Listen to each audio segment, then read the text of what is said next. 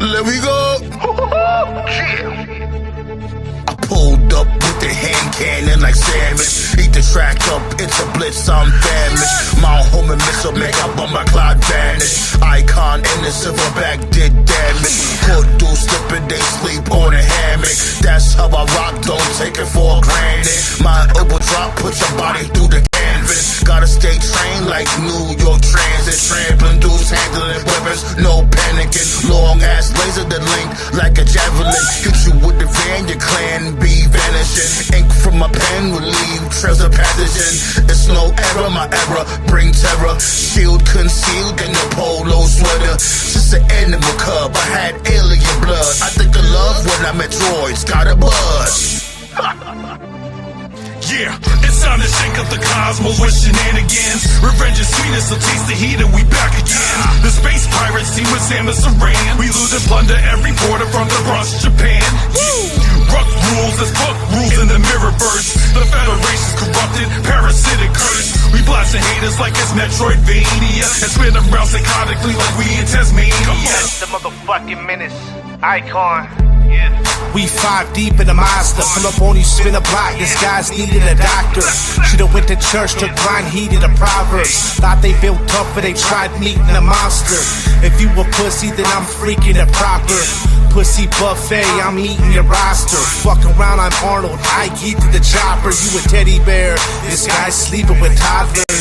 We ain't friends, we mere acquaintances. I heard him spitting bars, and little bro, I couldn't hang with it. Fan the fires and see how big the flames can get extinguished. Shit, we light the fire, burn the cane with it. Tried to go big, but I guess I'm fucking 86th. Y'all rap, but motherfucker, I was made for this. Got the plasma beam and I be aiming it for the brainless bitch. Blow the world up if I don't make it famous, kid.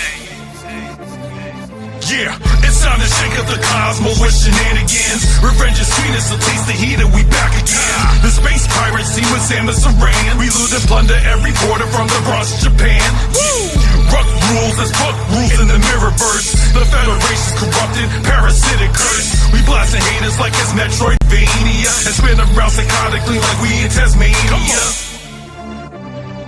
Yeah, straight from the gates of the planet CBs, I come to free thee, intimidating the competition with heebie-jeebies. These motherfuckers been shitting on me like I don't matter. It's time to take on the haters, heads on a fucking platter. People acknowledge your tribal chief, the table set. My verbiage tinkles a little bit, making panties wet. I'm Dark Samus, no more heroics, I'm out for business. My prime objective is bound and hunting the ones who fear this. I don't get into the rap beef just because it's trendy, but if I did, I'd be popping the BBLs or Drizzies. Get it? BBL Drizzy.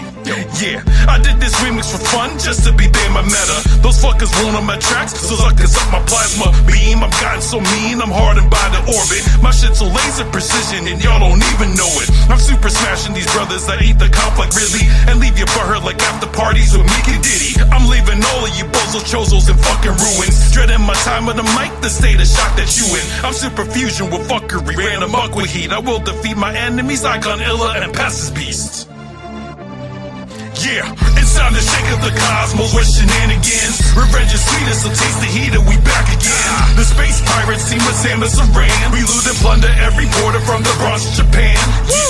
Ruck rules, there's fuck rules in the mirrorverse. The Federation's corrupted, parasitic curse. We blasting haters like it's Metroidvania and spin around psychotically like we in Tasmania. It's time to shake up the cosmos with shenanigans. Revenge is sweet, so taste the heat and we back again. The space pirates team with Samus Aran. We loot and plunder every border from the Bronx, Japan. Ruck rules, there's fuck rules in the mirrorverse. The Federation's corrupted, parasitic curse. We blasting haters like it's Metroidvania and spin around psychotically like we in Tasmania. Yeah, y'all wasn't expecting a remix, huh? I got the space pirates taking over for the summer of 24. Let's go. Yeah, yo. Past the menace, Illa the Sandman, Icon. Let's get it. Yeah.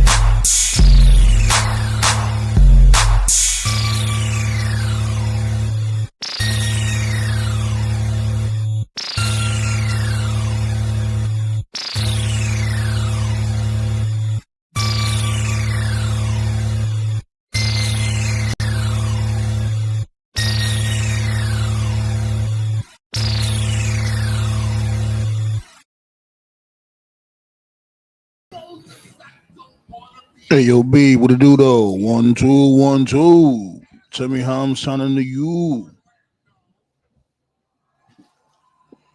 You already know the vibes, B. Council Roundtable signing back in once again. Can you comprehend, my friend? Episode 326, where we talk the old fashioned rats to let y'all know what's happening. You already know how it goes when it comes to Fridays. I'm late to the party when it comes to SmackDown. I'm watching the beginning of SmackDown. This dude over here, the Walrus Man, Paul Heyman. He's cutting the promo real quick. I don't get it. Why is he here? Isn't he supposed to be a Raw guy? But whatever. And you know they're gonna come up with the excuse, oh, because Crown Jewel is the next PLE. And it's like enough of that excuse. You know, like these dudes don't honor the draft at all. You know, because it's like they don't even mention like, oh, the reason why I'm here is because of such and such. We got an upcoming pay per view it's supposed to be a joint brand exclusive, but they didn't even mention shit like that.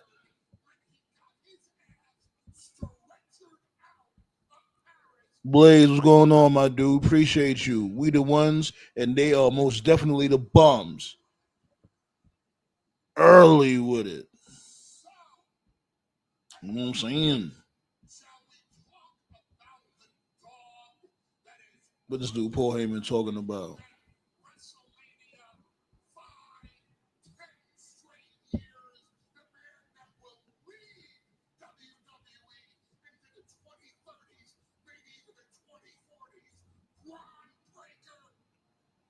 Braun Breaker going to be leading WWE to the 2040s. That would be interesting. Shit, the 2040s. I should be still here.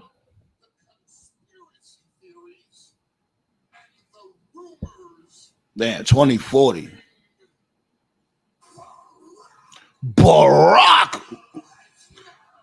About to call him Barack Obama.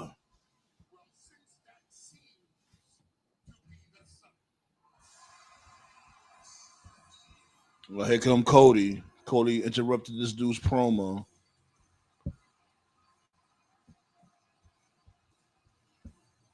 Yeah, B. Thanks for the thumbs up already. Appreciate it.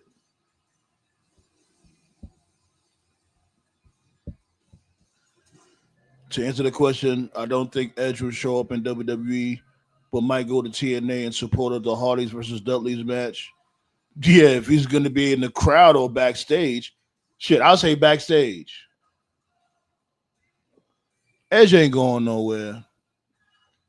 But you know, everybody is talking about it, given what this dude had said when he made that hasty move to leave, telling Christian, he had to go take care of something, got to take care of family business. Well, damn well that dude Edge ain't going nowhere. People saying like, yeah, his contract is up next month. And what I heard was it's not next month. It's October 2026, not October 2025. That's what I heard.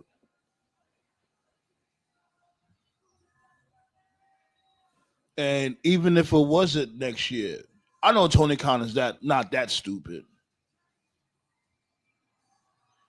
I know Tony Khan is not that crazy. Damn well he's not gonna sit there and wait for this dude contract to come that close for him to like that. You know how crazy that'll make TK look, and then this dude go and fight Cena in his retirement tour match. That'll make Tony Khan look bogus as fuck. He already fumbled a couple of balls. Pause. Like when it comes to Punk, I don't care what nobody says. He fumbled that ball. He fumbled that. And I hope he learned his lesson from that because these dudes here, they didn't want to behave.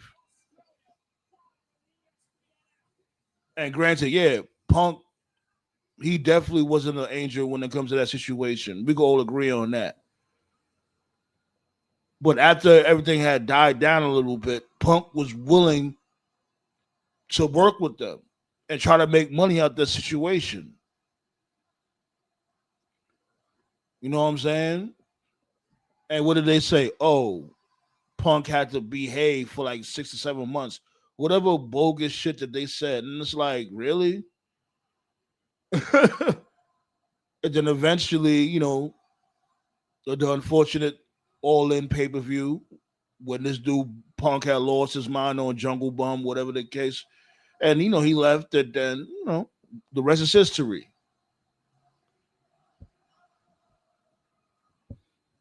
Is that Ballet with the blick?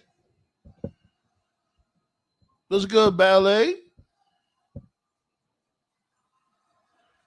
Yeah, I'm just now starting. I'm at the beginning of SmackDown. You know how I give it up. I started watching SmackDown when I go live on Fridays. And like I always say too, if y'all gonna put spoilers or whatever in the chat, go ahead. I don't care. Oh yeah, they go to tip jar right there, B. Anybody feeling generous? Anybody appreciating the grind? There you go, right there. You know what I'm saying? If not that, make sure you hit that thumbs up. Hacksaw Jim Duggan style. You already know the vibes. Oh, oh! Yeah. Well, how you been, Ballet? It's been a minute. Yeah, you hear my voice. You know what I'm saying? I'm sounding much better. Appreciate you. Like, hell yeah. Ballet, yo, man, I was going through it the whole week. Man, it was more than a week. Cause it was like 2 Saturdays ago. That's when it started. I was in bed. I was in my room the whole week. Like I was literally quarantined. I couldn't be close to my lady and all that. That shit was driving me crazy. I had to sleep in my bed by myself. And I'm like, oh man. For like a whole week, I couldn't be near my boo boops. And then sometimes I was struggling to breathe because there was so much mucus in my system.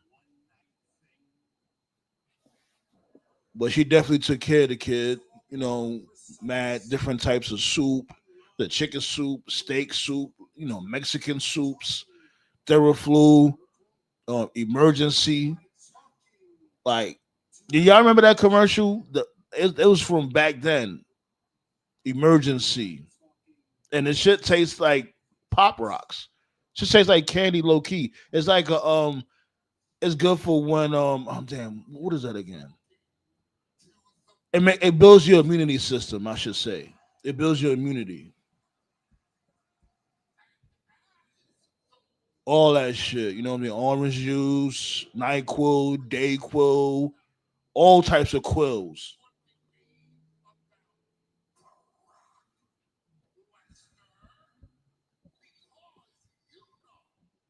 So Cody's questioning Bork laser.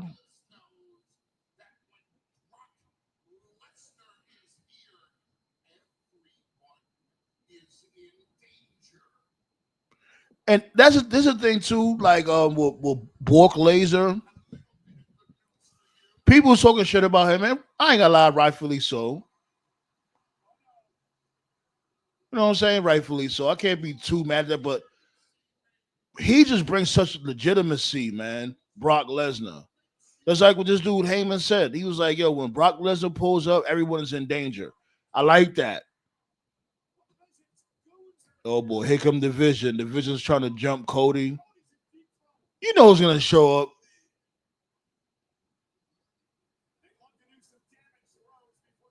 Where Jimmy at?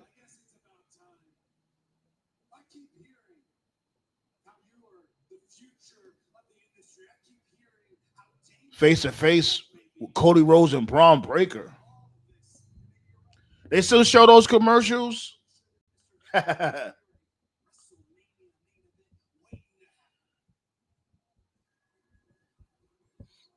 And that's my first time even taking those emergencies. But yeah, it builds your immunity system. My lady had one and got a whole box of them.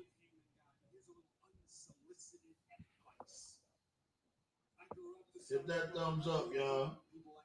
I studied Vern, I saw Bill Watts, I saw Eric, I saw it all. And you could always tell what they were doing it for. You could always tell why they were doing it. This one, Oh hell yeah, that's my heart, B. who is Paul Heyman loyal to? Love that girl to death. But one thing I can guarantee, it ain't you. The cocoa? What cocoa? Like hot chocolate? All right, okay.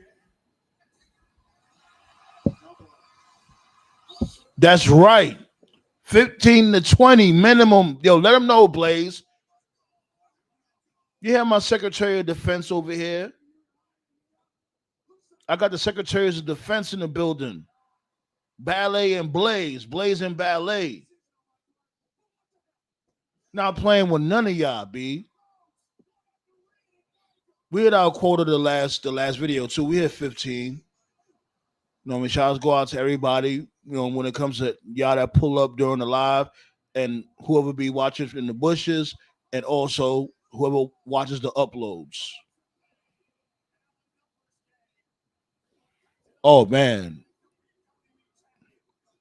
he punched him right in the head by accident right there. That was a little crazy. Nobody's gonna help Cody. I like those socks, Cody. Nice socks. Yo, where's Jimmy at? Where's Jay at? Like Jay, you know, Randy Orton. Oh boy, they about to. Yeah, I ain't gonna lie. I hate that new shirt that Randy Orton got. That shirt looks so plain. RKO everybody. That shirt looks so lazily put together. It don't even have nothing on the back of the shirt.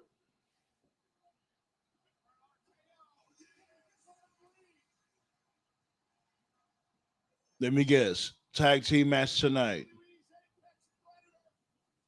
Tag team match tonight. Division versus Orton and Rhodes. Anybody watching TNA?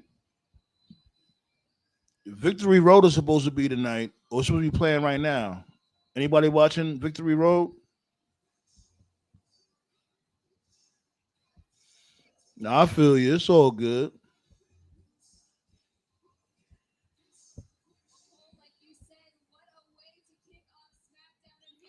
Cody Road.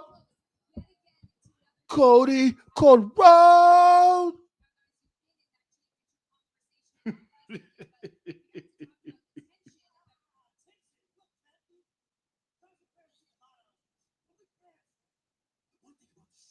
Okay, here come the Street Profits.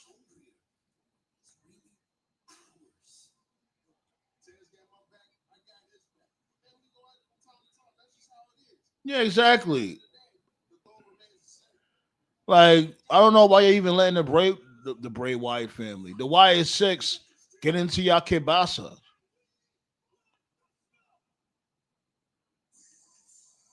Why are you letting these motherfuckers manipulate y'all? It's just bogus.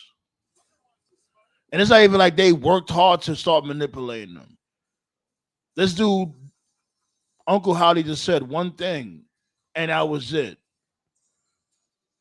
You said one sentence, and then they started questioning each other. I'm like, that's all it took? If that's the case, y'all really wasn't fucking with each other like that in the first place, if that's all it took.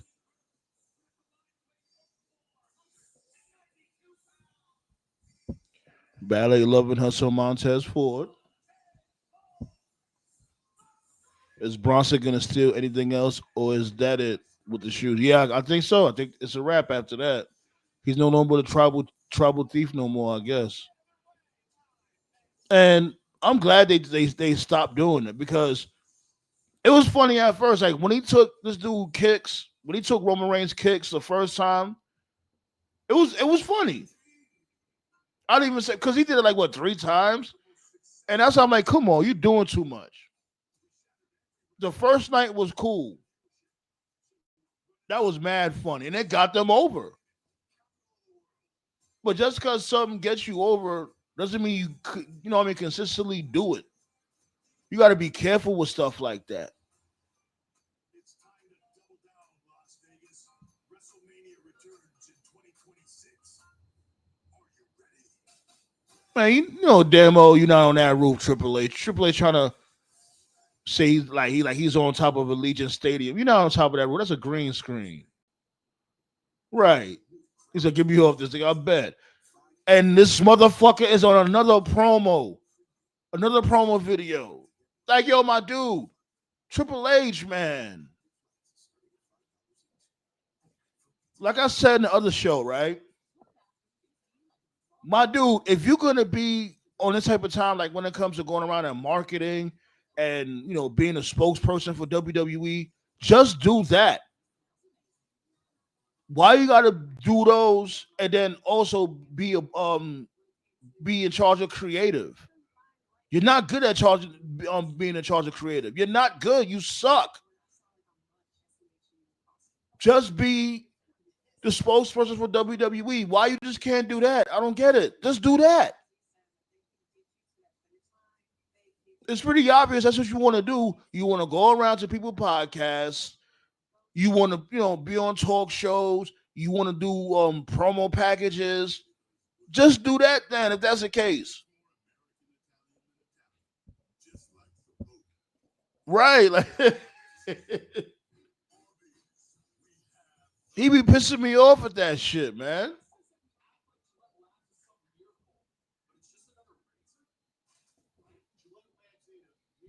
Oh man. Speaking of being pissed off, this dude Booker T, man.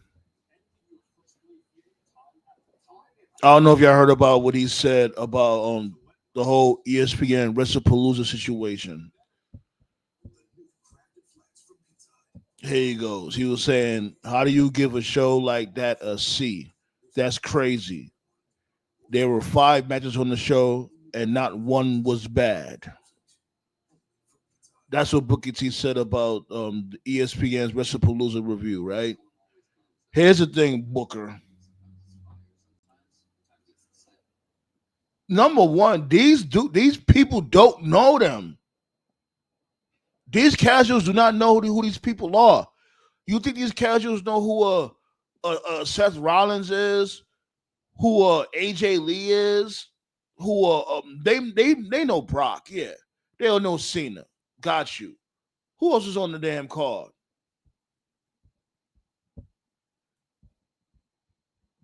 That's probably it. They don't know who CM Punk is like that. They don't know who Cody Rhodes is. They don't know who Drew McIntyre is. These entities, when they do these business deals with WWE, they're expecting like The Rock, Stone Cold, people like that. They are retarded. They still think these dudes are still active. And that's what we keep talking about on the show. They don't understand, like, they are retired. They are part-timers. If not even part-timers, because they less than that. If you're part-time, you're gonna show up like what? A few times a year. These dudes barely even do that. Stone Cold, he shows up like what, once every 2 years? Dewey, like what, once a year as of late?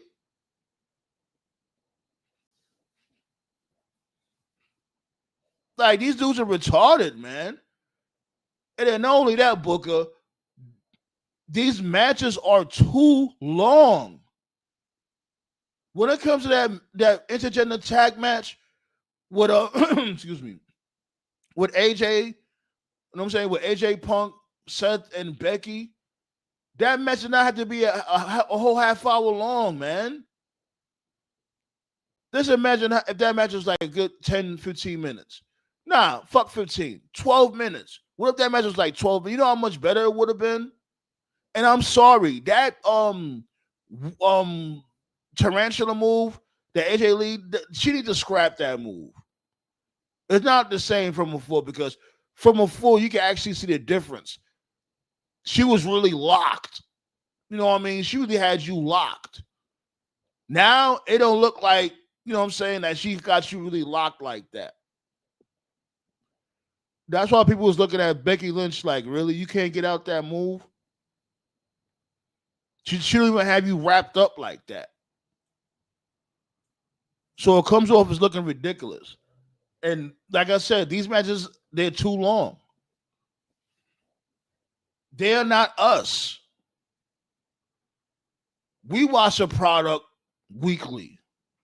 We know who these people are. Well, as much as they give us when it comes to identity.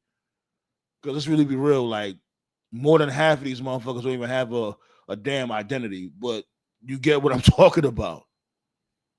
Right. Caping for the damn company. And you know, I get it, but it's like at times it just takes me so ridiculous. Not one match is good. Like, yo, my dude. What I keep saying, y'all.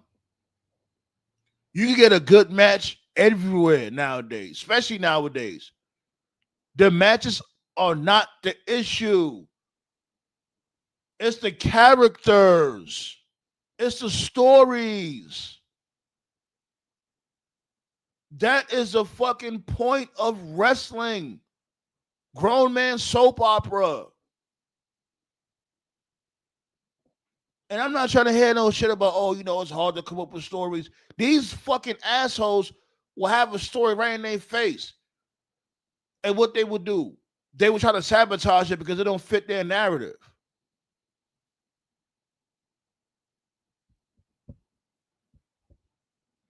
Yeah, Rock slimmed down now. They want him to be in Saudi Arabia for Mania 40, was that 43? They want him in Saudi. They want to have a triple threat match between him, Cody Rhodes, and Roman Reigns. So basically, they might be rehashing the whole Final Boss story again.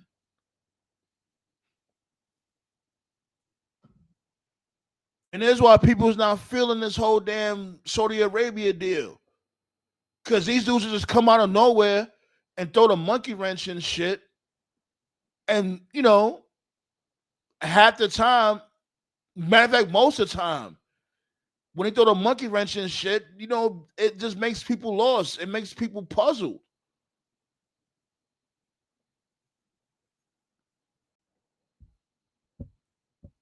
Yeah, that Punk AJ match should have been 15 flat. Like being 15 minutes, that's generous. I said like 12. Not all matches gotta be that long. Like 10, 12 minutes, that's not short. You could do a lot. You know what I'm saying? Everybody get their moves in, get the crowd into it. And not only that, we all knew who was gonna win. Ain't no way AJ Lee was gonna lose coming back after what 9 years? They're not gonna have her lose. So we all knew they was gonna win. So get to it. Just like with the main event with Cody Rhodes and Drew McIntyre. Everybody knew that Drew McIntyre was gonna lose. So what was the point? Some people may have had some thoughts like, yo, maybe they might, you know, pull something different. Maybe like, you know, pull a little swerve and have this dude Drew beat him. Because we weren't promised surprises. Only surprise we got is this chick getting inducted into the Hall of Fame. That's the only surprise we get, I guess. Oh man. Hit that thumbs up though, Bing.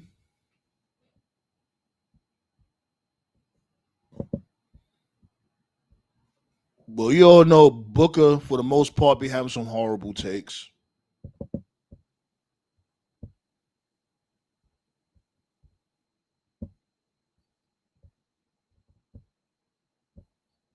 Pow! Right there. Pull up, pull up, pull up. What are they going to do with AJ Lee? Good question. I don't know. I guess she continues on and beef with Becky Lynch. What do they do? Not a bad question.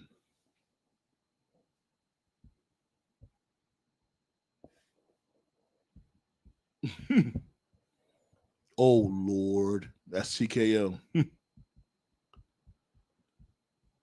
Yeah, speaking of TKO, man, you see he about to come out with his new video, the continuation from his latest video.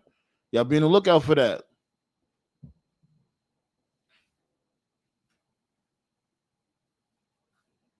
Mm. The other thing we gotta be on the lookout for is unfortunately this dude, you know, damn, it just sucks. AJ Styles, man. He about to retire next year. I ain't gonna lie, I'm sad. Because he's definitely one of my favorite wrestlers of all time. AJ Styles, he's on my Mount Rushmore without a shadow of a doubt. One of my favorite wrestlers of all time, without a shadow of a doubt. During a recent interview with Tokyo Sports, AJ Styles said, "I'll probably be at WrestleMania next April in Las Vegas, but that's not locked in. The details aren't decided yet, but there's no doubt I'll retire sometime next year. I don't want the fans to see me as anyone other than AJ Styles. That's the biggest reason. Before my body stops working, I've decided to retire. I haven't figured it out yet. What he basically saying what he'll do after wrestling. But most likely I'll be working in WWE. Maybe I'll help develop young talent into main roster stars, but I don't know for sure yet." Yeah, so that's from the source is Tokyo Sports. So yeah. Yeah, man.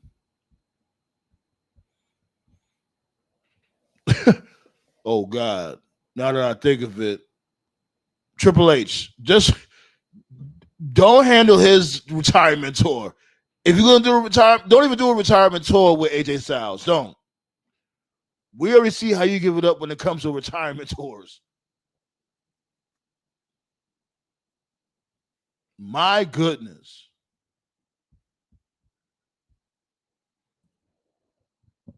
Yeah, Pinocchio Paul. Lying ass.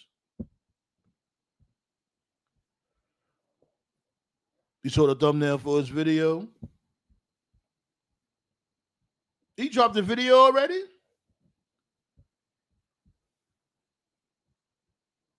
Let me see. TKO dropped this video already? Put it in the chat. If you put his if you posted a new video already, put it in the chat.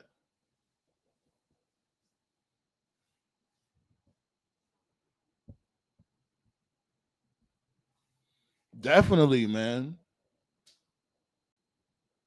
But yeah, oh yeah, back to SmackDown. Now I'm watching a match between Melodome Miz and Tree Profits. Pretty fresh match right here.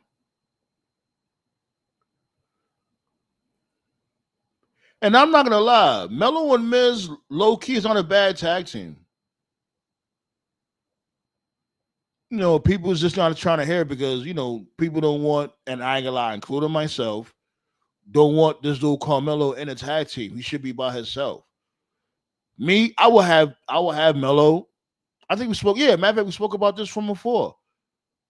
I will have Melo by himself and B Fab his manager. Have B Fab on some real valet type shit. Have her come through, with sexy outfits and all that. You know, I don't care what nobody says. In WWE, sex sells, B. You need more women in WWE. And I don't want to sound sexist or nothing like that, but it's just a fact. They need more women being a little bit more sexual. Shit, if AEW's doing it, the hell, AEW be doing the most.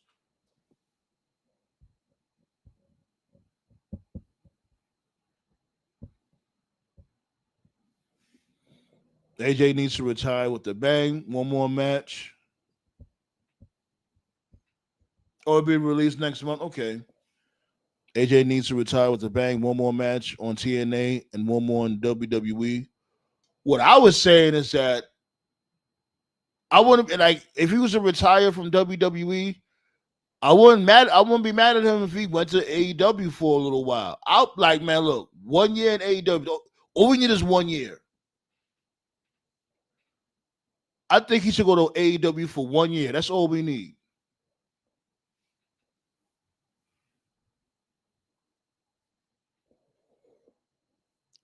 Damn, that frog splash was mean. Oh shit. How Melo didn't even break up the pin. Miz got pinned, and Melo had a chance to break it up, but he didn't. He tired of Miz shit anyway. My guy Anubis. Okay, there you go. Okay. Appreciate you, Ballet.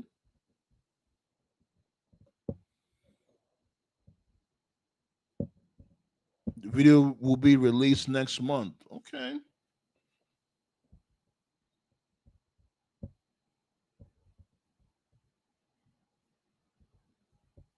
What does this do?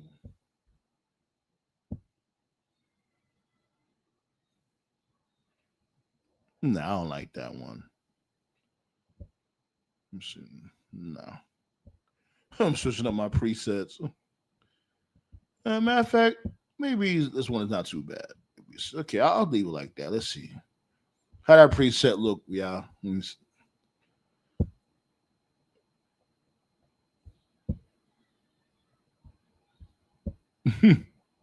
I'm doing this in real time. I like that one, the bubble one.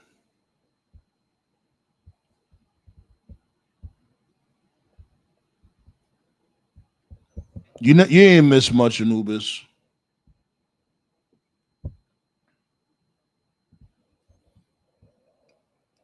You know, what this chick talking about? Jay Cargill. Champions? Why is Stephanie back here? Now, when I get that ring tonight, let's go to becoming your way at Crown Jewel. Can't wait.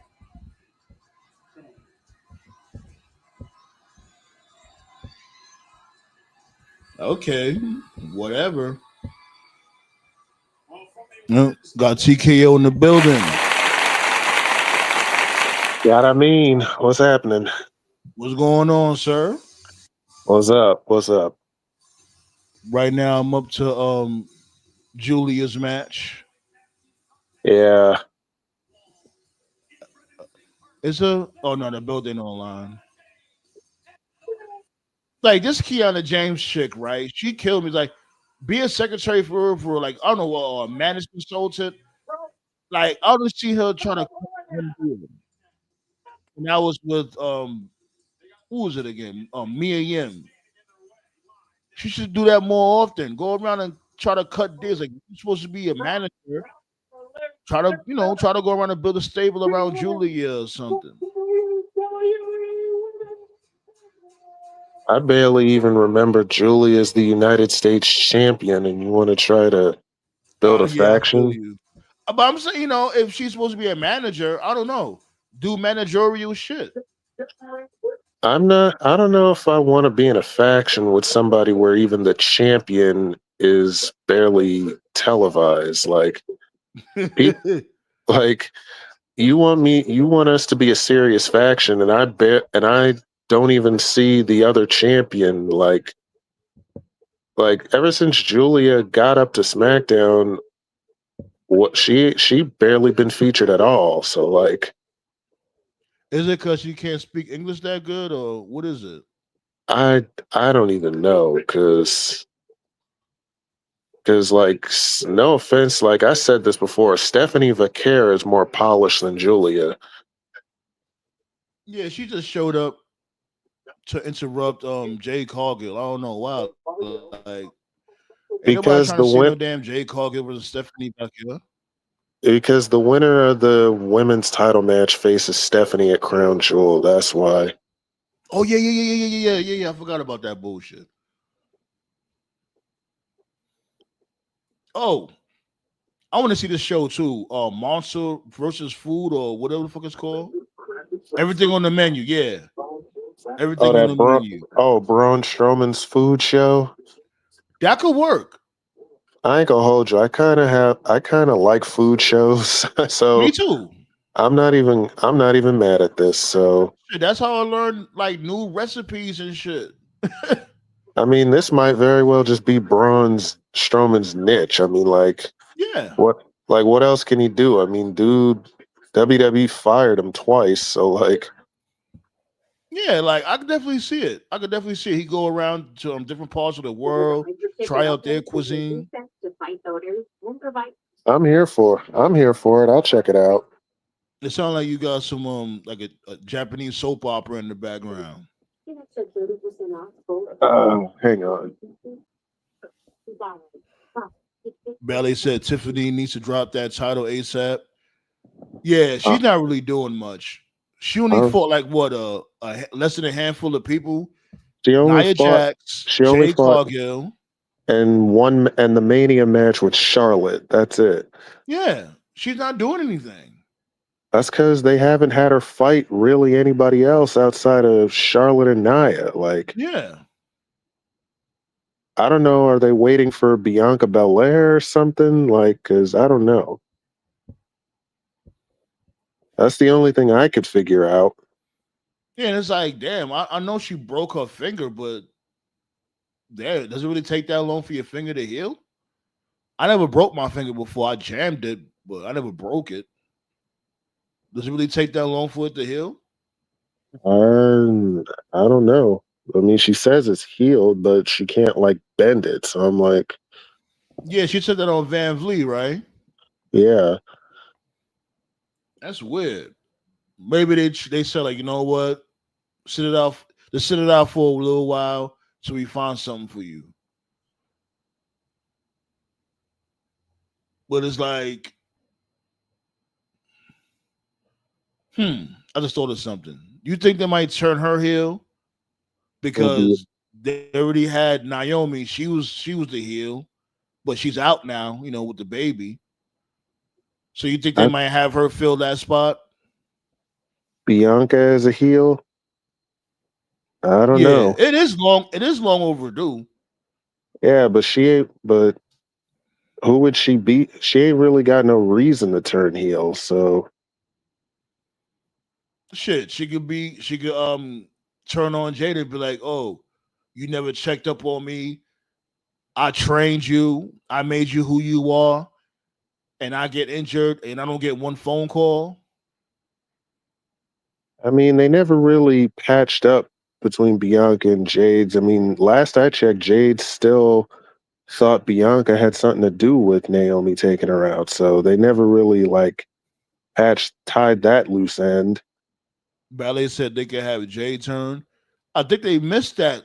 Like the second time they had that match, that's when they should have pulled the trigger. But instead, they had Nia Jax come through and interfere. It's like, here we go again. I Like, mean,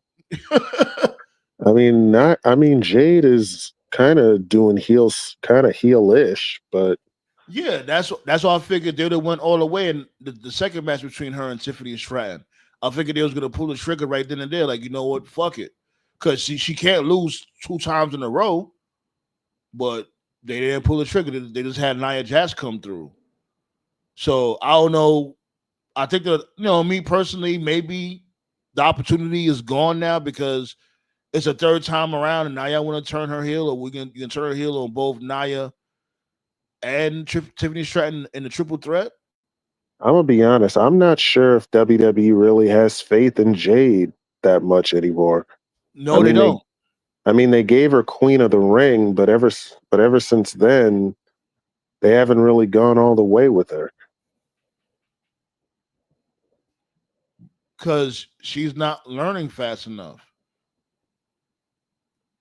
And I was talking to Shots go out to Misfit. She's a black female battle rapper. I was talking to her about that, and she was like, basically she was like trying to compare when it comes to the other female wrestlers, like, oh, why Jade isn't ready, but you got such and such, and I'm like, it just is what it is. She's goofy in the ring. She runs around like she got two left feet. And you're comparing her to people that are more polished than she is. That's even worse. Like a Charlotte Flair. Like, yo, we may talk shit about Charlotte Flair, but Charlotte Flair, she understands the assignment. Like, you could get a genuine good match out of Charlotte Flair. Jade Cargill, not really. And then she's not good on the mic either. She's very stale on the mic. She sounds like a robot.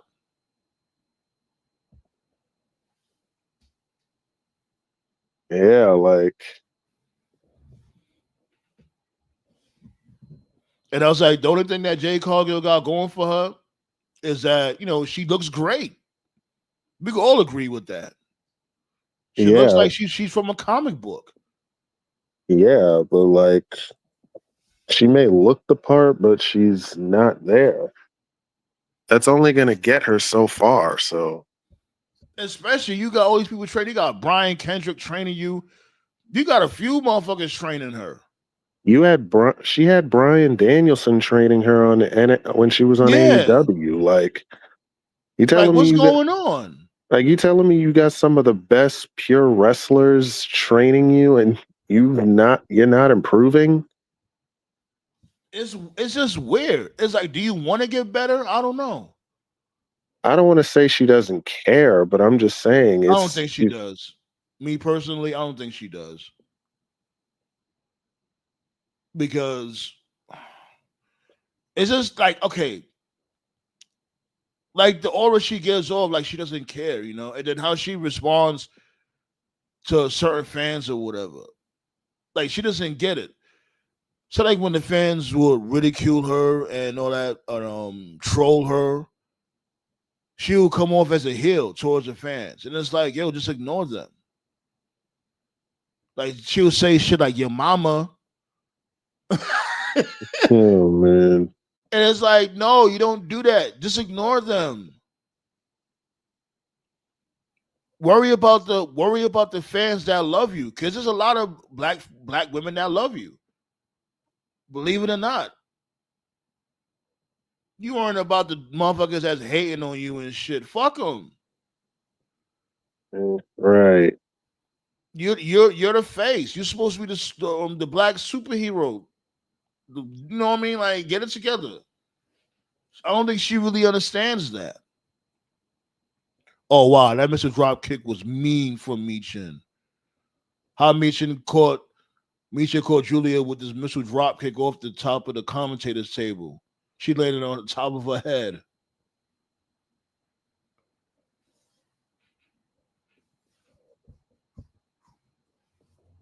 But yeah, TKO, Ballet had posted the thumbnail for your upcoming video in the chat. I don't know if you've seen it. Oh yeah, my new video drops October 13th. It is the continuation of my Rock My World video. It's about to get scary out there. Have you seen the end of my last video? Yeah. I'm telling you, I know Bill Cosby might have is he gonna have a cameo in this shit? Oh God. I'm like, yo, they poisoned my dude. What happened? Oh God, I might wake up at a Diddy party. Oh no. Jesus. You got to tell him no. If that happens, somebody pray for me. Oh shit. You got to tell him no. You got to. Shit, speaking of Cat, he's supposed to be coming out here, I think next year, like in January, I think. I think I might have to go see Cat. I've never seen Cat live before. Oh man. So yeah, I know you've seen what this dude Booker T said about the WrestlePalooza review. Oh yeah. What's your thoughts on that? Man, Booker Booker's a WWE defender. He'll defend the company to the end, but I don't see why that would puzzle him. Because Matter of fact, I don't know why anybody would be puzzled, to be yeah, honest. like I was laying down a couple of things, like a couple of bullet points. It's like, my dude, you got to remember the casuals, which are the people at ESPN, they don't know who a CM Punk is, a Cody Rhodes, a AJ Lee. They don't know these people. You know what I'm saying? They thinking of a pay-per-view. Oh, WWE's coming over here. Oh, I can't wait to see a Stone Cold or The Rock. That's what they waiting to see. Right. These motherfuckers, they still think they're active. Right. And not only that, the matches are too long. Like this dude Triple H got to stop being so damn lazy. Stop just making 4 matches and just tell them just go on autopilot, do whatever you want, hog up 30 minutes. No, every match does not have to be that long. We were just saying before we got pulled up that intergender match, 12 minutes tops. That's all it needed. Right. Yeah, these motherfuckers fighting for a whole fucking half hour. Come on. Why? Ooh, damn. I'm still up to the tag team match with the women. I'm just watching the main event, the triple threat for the women's title. I was trying to see if I could pull up Victory Road.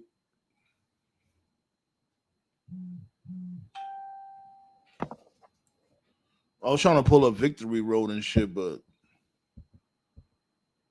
my TV was acting up. They kept glitching up a little bit.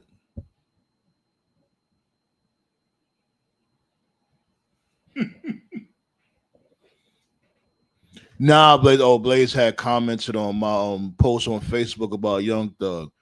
You heard that new shit Young Thug came out with?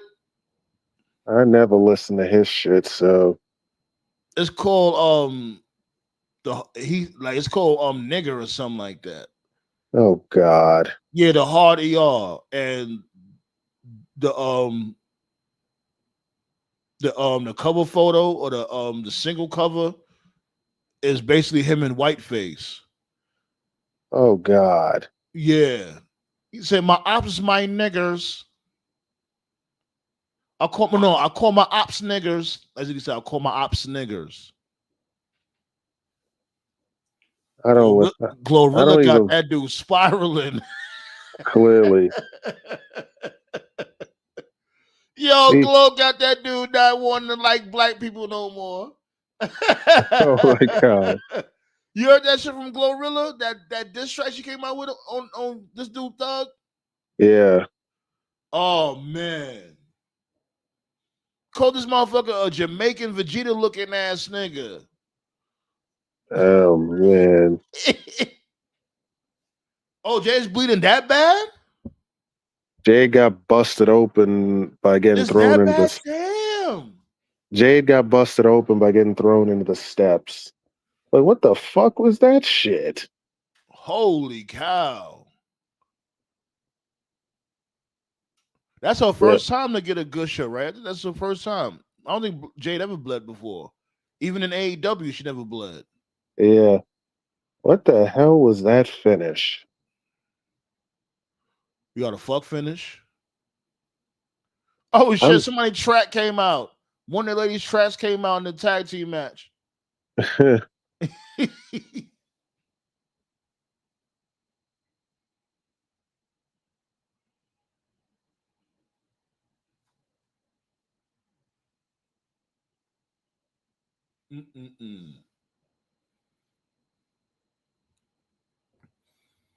Come on, me and Yim. You get this victory. There you go, me and Yim. Come on.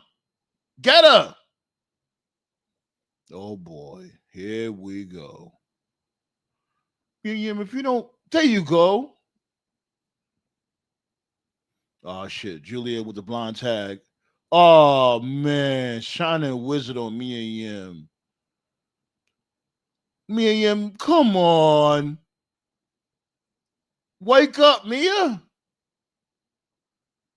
Really? Yo, why you even have a job? I told you, Mia Yim is there to make other people look good. Like, is she really? Pinning Mia Yim is not a really big feat. Everybody pins that bitch. Damn, son. She's like the women's version, she like the women's roster version of Barry Horowitz.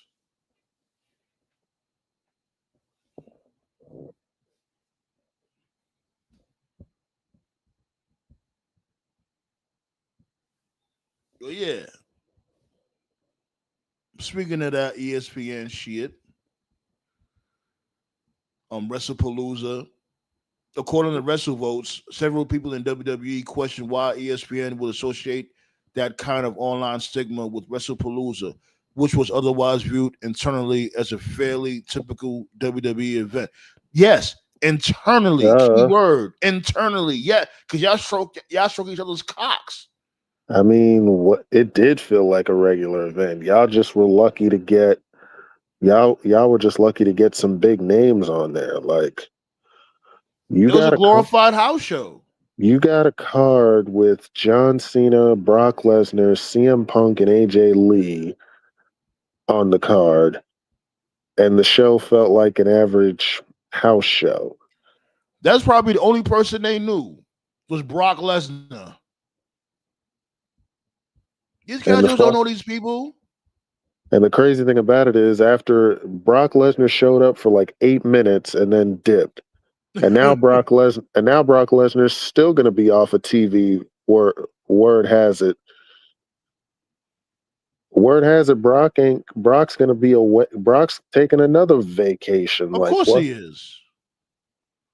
Well, we Which got Toph means in the building. We got Toph right here. hey, Yo. You.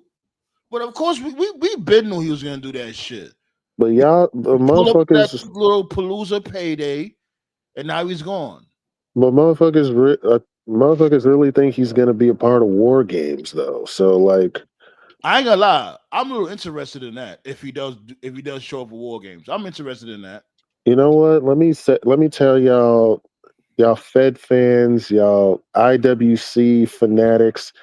If I don't see Brock Lesnar at War Games, I'm telling y'all now, y'all got no leg to stand on.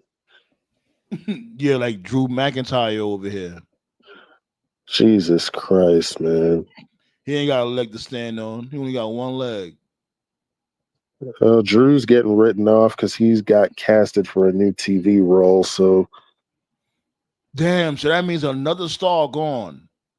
yep.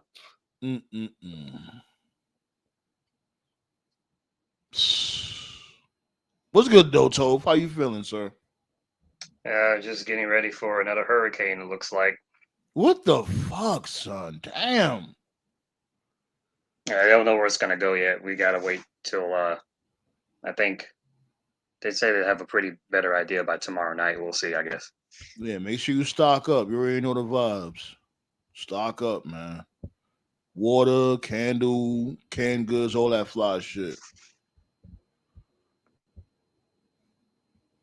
Got my dude coked out Sean in the building. Oh, man. I had to sniff some of that HBK 98 blow to get my sinuses going. There you go, B. What to do though? Well, just letting you know that my pal Hunter can't book.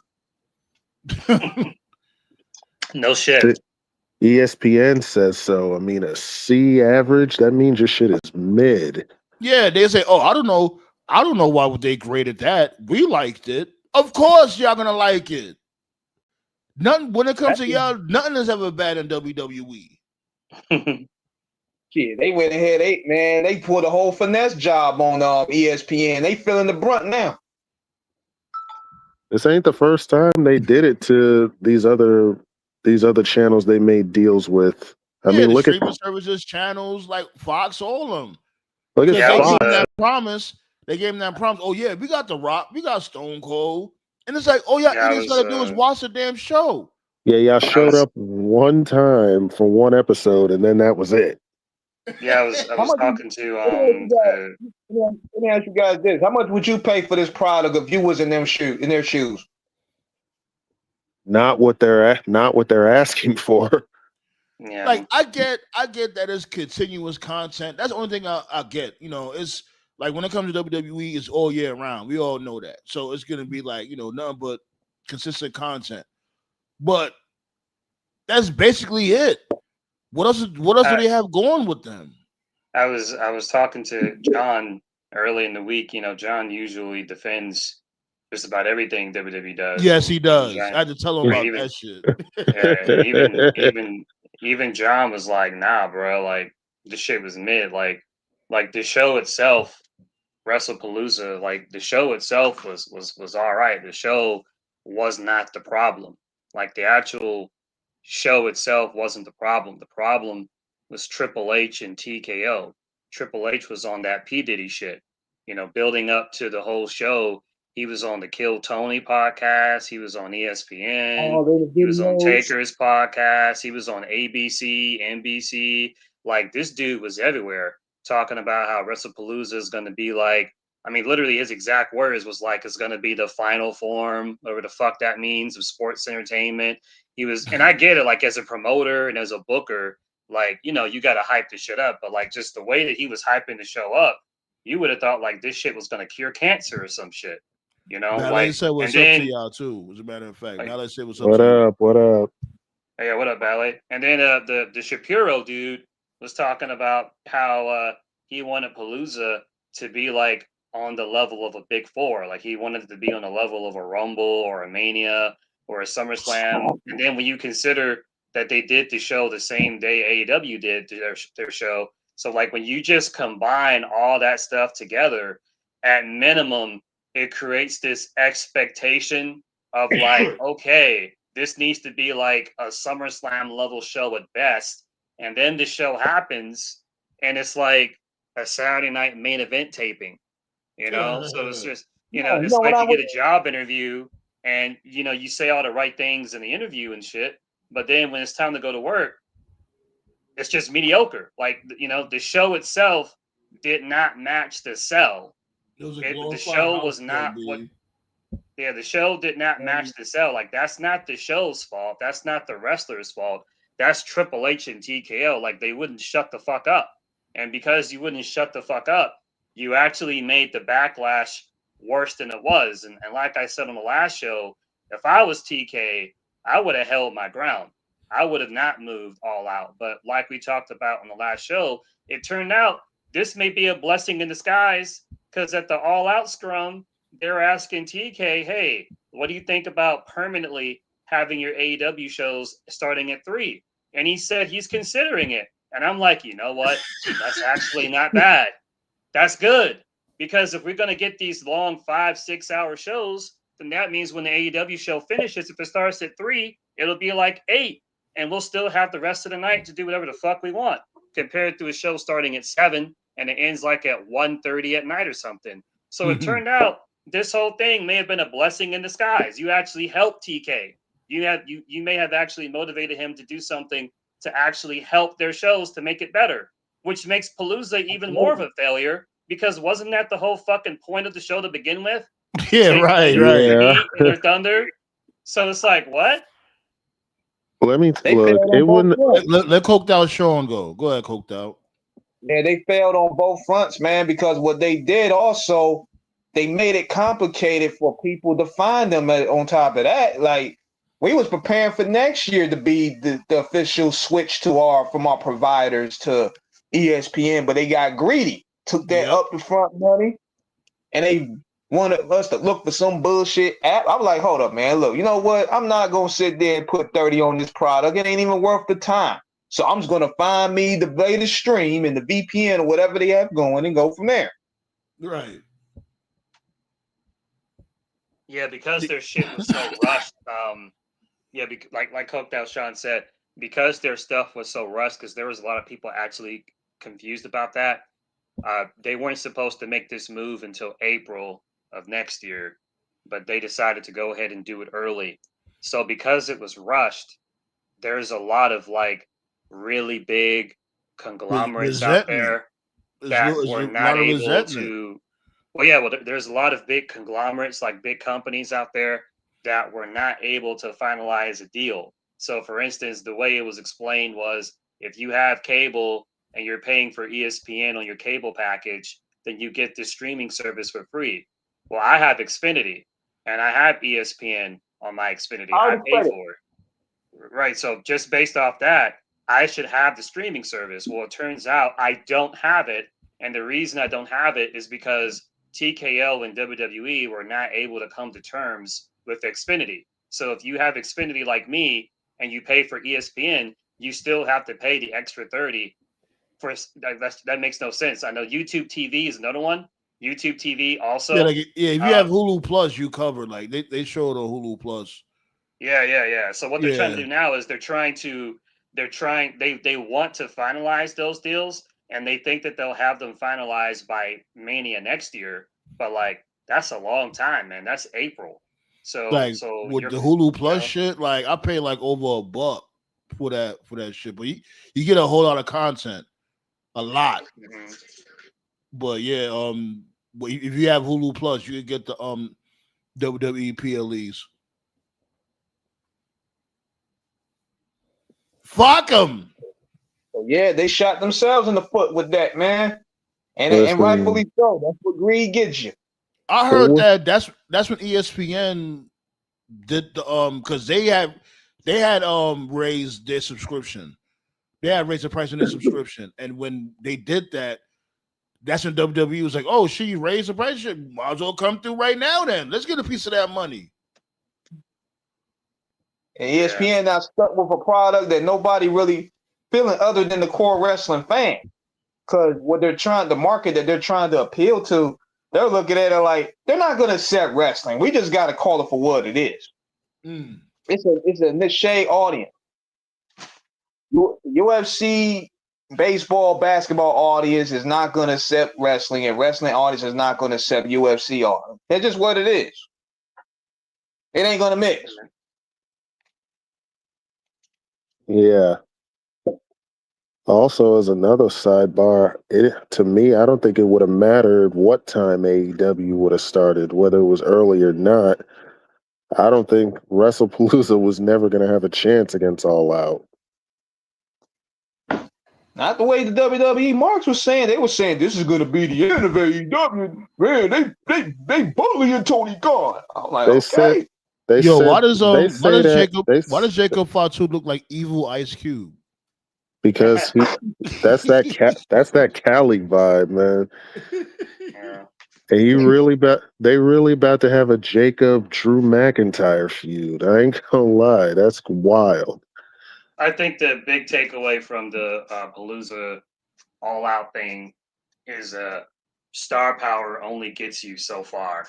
Like the Palooza card had more star power, but the build for like the majority of the matches wasn't there. Like Brock and Cena had no story to begin with. It's fucking stupid. Brock just killed Cena for no reason. And now they're just completely ignoring it like it never happened. Cena's going on They should Twitter. have leaned on that shit though, man. That's the thing that killed me with WWE. Like, because everybody was questioning it. Like, yo, what's the reason why Brock is doing this? Brock should have said, "Because I can." He should have been on that type of time. Like, I'm the white Debo. Fuck. Well, I'm doing this shit because I can do it. Who's gonna stop me? That's why I don't care about Brock. Not just because of the stuff that he's allegedly accused of. Like I don't care about Brock because he doesn't care and they don't care. I keep seeing all these people like it's such a toxic relationship. Like I go on social media and I see people say stuff like, "Man, we need that Fatu and Brock. We need that Braun Breaker and Brock. We need that Gunther and Brock." It's like, dude, how many fucking times does this guy got to go out there and not give a fuck for you fans to realize he's going to disappoint you every time? For years, we were talking about, man, give us that Brock Lashley match. That was a dream match for years. When we going to get it, man? And that And they let Lashley us was down. fucking doing Ginyu Force poses. He was a joke. Then he finally did the thing with MVP, and he was doing my the Hurt dude was Business. bending down and showing his crack. I'm like, Right, like they made. and they Leo made Rush is like, Lashley go ahead, Bobby. Go ahead, show him that, Bobby. Go ahead. Right, I'm like, they made. I don't They want to made see Lashley. this dude's ass. The Right, fuck? they made Lashley a joke, and then they finally turned that shit around. They did the Hurt Business, like it was one of the few highlights during the COVID era. You know, he was the WWE champion. It's like, all right, he's dominant. We finally got it. Brock came back. It's like, all right, we're gonna finally get the match. We're gonna finally get Lashley and Brock. This is a dream match fans have been asking for years. They And finally then did the match. Brock didn't give a fuck. He just went out there, did the same shit he always does. Bell rings, picks you up, shoulder, suplex, Yeah. suplex, spear, F5. Yo, you know what's a spear. funny Like, he thing though, does. Tove? The crazy thing was that, believe it or not, Lashley and Goldberg was a better match than him and Brock. Right, That's the sad right. part. It doesn't matter who he's in the ring with. Like, it doesn't matter. Like, Brock's not going to give a fuck. So all you people talking about, we need that Brock Gunther, we need that Braun Brock, we need that Breaker Lesnar, we need that Fatu. No, we don't. He's gonna go out there. He's Isn't gonna that the rumor half-ass. too? Isn't that the So- rumor that Braun Breaker and Lashley might be for what this coming WrestleMania? the latest rumor is Braun Breaker and Brock Lesnar at Mania 42. But how they That gonna is- get there? Like, how's that gonna happen from I'm then to gonna now? You know, I'm he gonna gotta take leave the vision now because how? Matter of fact, wait, hold on. I'm I gonna know take that- a shot. go ahead, I'm go gonna ahead, take go a ahead. I'm gonna take a shot in the dark and say that they're gonna use this because Paul Heyman introduced Lesnar at WrestlePalooza. Now they're Right. questioning where his loyalty is. All of a sudden, if they're gonna do that, then to me, Lesnar would have to show up at Survivor Series to like cause like some tension between them. Okay, that's what I was about to say too. Like have Braun Breaker like on some jealousy type shit. Like, yo, where this dude come from? way. I'm next in line. Like, you had your time already, pussy. That's the only way. That's the only way that would make sense. But I no, can see but that. I can see that. yeah, but I don't. And then I remember what I'm talking about. So I don't Right, know. like I said, like he doesn't care. Brock doesn't care. Like it's the reoccurring Probably joke too. with Nate and myself. Like all he wants to do is he just wants to go in there, do a suplex, do a shoulder tackle, do an F5. That's it. He's not trying to tell a story. He's not trying to put anyone over. And like by the time they try to negotiate with him, he's already on his jet back to fucking Canada. So it's like this dude Right. doesn't care. Any person he feuds with, it actually hurts them. Because in the aftermath of the feud, they always treat it like it never happened. They never mention the Cody Brock feud. They just dismiss it like it never happened. Because it didn't. What did it fucking do for Cody? Nothing. It was a waste of fucking time. Cena's already talking about facing Asia. They're completely ignoring the Brock match like Literally. it never happened. It's So really how does- weird.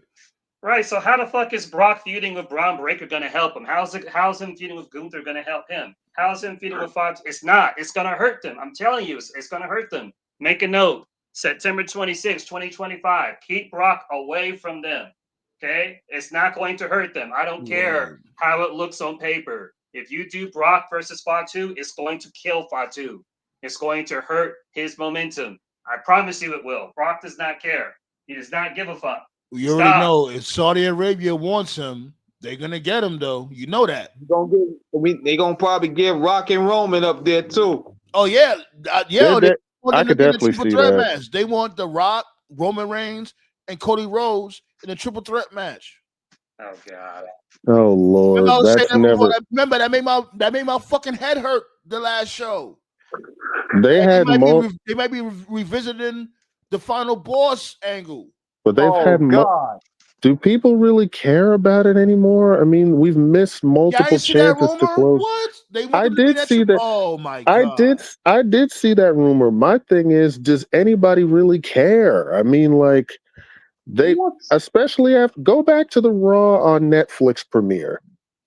Go back to the first Raw on Netflix. The Rock literally closed the door on both of those matches. Yep. He put Cody over in his promo, say Cody is the face. He's doing a great job as champion. my mom's friends with his mom. And then in the same night, he gave Roman Reigns his Ulafala back. So you basically just told us that both of those matches are not happening without saying it. And now because Saudi Arabia wants it, now we're going to revisit it. Who gives a fuck? The Roman shit was super weird too, because that story with Roman and Solo had been going on for like months. And then Rock came out to give Roman the Ulafala. And it was like, nigga, this has nothing to do with you. Exactly. Like, why?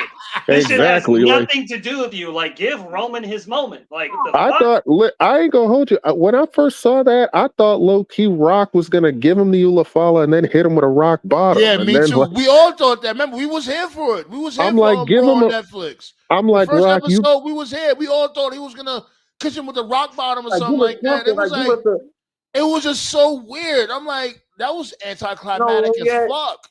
We're at a stage where they don't give us no cliffhangers anymore on these shows. They really don't. Yeah, shout outs to John, because John had said this back then, and this could be true. Yo, tell because, John to pull up. Send him an invite. Yeah. We don't get no cliffhangers. Like I want to see a cliffhanger to make me tune in. Like, for example, one of my all-time favorite cliffhangers was, remember when Kane dropped that blood on Stone Cold in the ring? Yeah. You know about that first blood match they had? Yeah, when he gave him that. When he gave him that bloodbath on Raw. Kane did that? I thought that was the Brood. No, that was Kane that did that to set up the first blood match. Okay. I remember. My bad. Yeah, I remember that. And Kane got on, and Austin looked real pissed off, and Kane was like, "There's blood on you, gonna be for real." And then you had the crowd up there chanting, "Kick his ass, kick his ass." We was like, "Oh man, we gonna fuck this old. Come on, man, we gotta check that pay-per-view out, man." And the match itself was not bad, really. We wanted to see Stone Cold kick his ass. We went ahead and paid that $50. Yeah, big ups to John, because he had mentioned this, and I never thought about it that way. He thinks that the person that got fucked the most up during the like whatever the fuck that was with Rock early in the year, like what TKO just said, like putting Cody over and putting Roman over and saying the match isn't happening, and like distancing himself and all that. The person that got fucked over the most was Solo, and I was like, explain how was Solo fucked over? And then John broke it down, because he was like, well, how did Solo decide that he was the tribal chief? Like, what if the story that they were going to do was that the whole thing was orchestrated by The Rock, and he told Solo to do it, like a mafia hit or something, you know what I mean? Mm-hmm. Like, what if Rock was the one that brought in Jacob Fatu? What if Rock was the one that brought in? Yeah, I remember we were talking about that. Bro, right? low key, didn't I say, bro? When The Rock showed up at Bad Blood, that would have been the perfect setup for it. Right. Basically, so wait, hold on. I didn't even cut you off, my dude. Give me 1 second. So I'm watching this the vignette with this dude Solo Sikoa and Family Matters.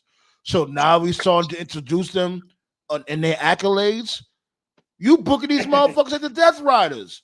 No, they're booking these motherfuckers ass backwards. Because remember they did the shit with the Death Riders? Like they did a whole documentary about the Death Riders a year after they was formed. Like, yo, Chinya told us this shit before y'all came together. We thinking Shane McMahon was gonna pull up on some shit. Oh, the young OG's here. Oh shit. Yeah, Javon Evans accepted Sami Zayn's open challenge. I like this young guy. I like this YG. I like him. He cool. He makes wrestling. Sean was like, hey. Yeah, Sean was like, hey, Trips, man, let me show you how to use black talent real quick. I got this. Yeah. Right. The 3 people or the 4 people that's at the top of the card, you know what I mean? Cool. You got him, you got Trick, you got Oba, and you got Saints. That's not bad. Not a bad 4-pillar,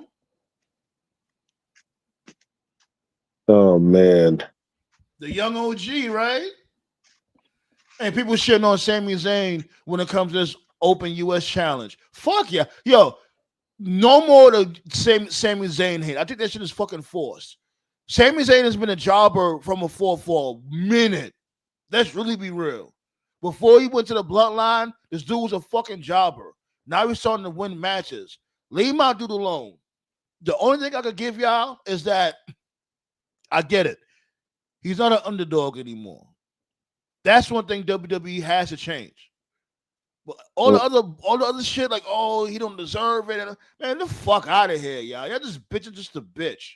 Well, so far he hasn't been booked like an underdog anymore since he got the title, which I That's think what I is was saying. good. Like, that's what, like, just say he's not an underdog anymore. That's what I was, because when motherfuckers say, oh, we don't want Sami Zayn. He didn't look like a wrestler. He needs to shave. Those are the dumb, goofy shit. But y'all the same motherfuckers, or y'all uncle or your auntie wanted to suck Mick Foley's cock when he was popping.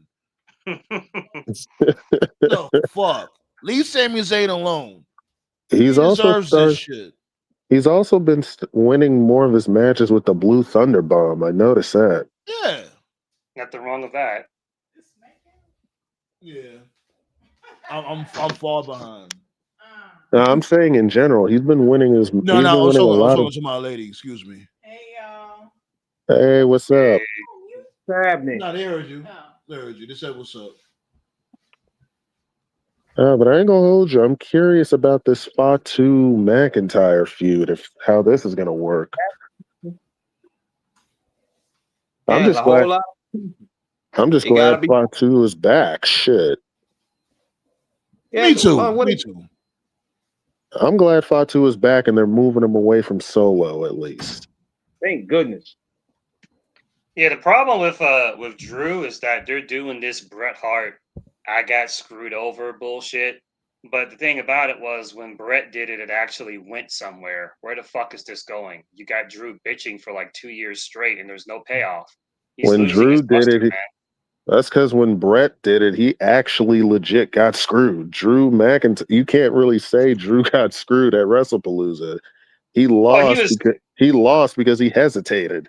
Damn, this dude. Yo, this dude, Javon Evans, like the agility is crazy. I told you, he reminded me of a young Chris Bay.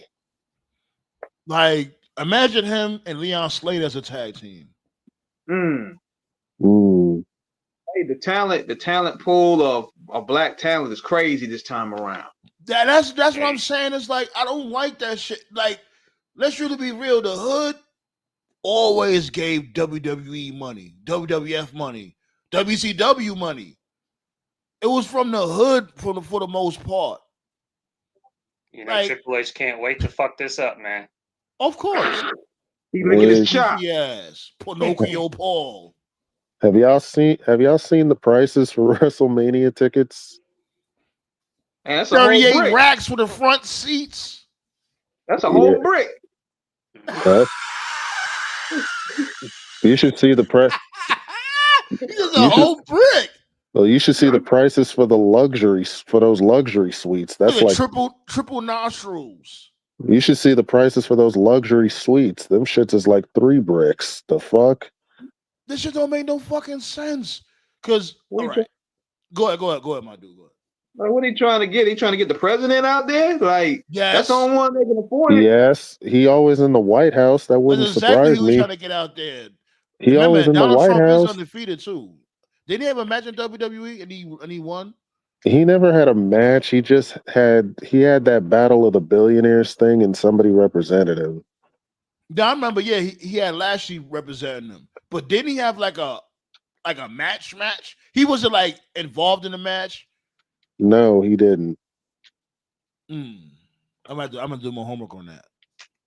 Cause I could have sworn he had like a match or whatever, and it's not the Battle of the Billionaires match. It wasn't that match. It was another match he had, and I don't think he ever had a match. I don't think he ever had one. Okay.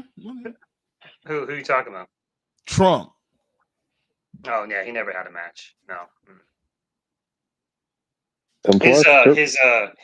His agents wouldn't let him. You know. Thank God. They wouldn't let him wrestle. Like they won't even let him get physical because of just contracts and all that. So thank God. I don't want to see that nigga. I don't think Trump One even, thing, even had a fight in his whole life. Has Trump? No, I don't think Trump ever had a fist no, fight in his like whole life. one thing I didn't know. I learned about this recently. Remember at WrestleMania 25? What's the dude's name? The one who did that movie, The Wrestler. That guy. Mickey Rourke. Yeah, Mickey Rourke. Yeah, cool dude. I did not know he lost his Oscar nomination because of his involvement with WWE. Did y'all know that? Some a little bit. Not. I'm not too clued in, but I heard Yeah. about it. Yeah, it's better now because especially for WWE, because it's like more mainstream now. But for a long time, like this is something like wrestling fans have a hard time accepting. Like if you pop that wrestling bubble, a lot of people have always looked down on wrestling. So when celebrities from the outside world come in to wrestling, a lot of times they're literally told straight up by like their sponsors and their managers and their agents, like if you do this or if you go in the ring, we're going to take X amount of whatever for you. We're not going to support you. But it's not like that anymore. No, now, wrestling is more accepted now. But yeah. So. Yeah. Me and this dude, TKO, was talking about this dude, Braun Strowman's new show, Everything on the Menu. What's your thoughts on that? Hey, good on him. He's getting paid. I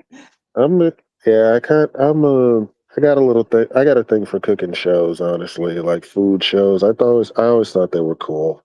Oh yeah. Like my dude, Guy Fieri, he's one of my favorites. Yeah. Yeah, he's cool. Was it Drivers, Dives, Ins and Dives? What the fuck that show is? I forgot the name of that show.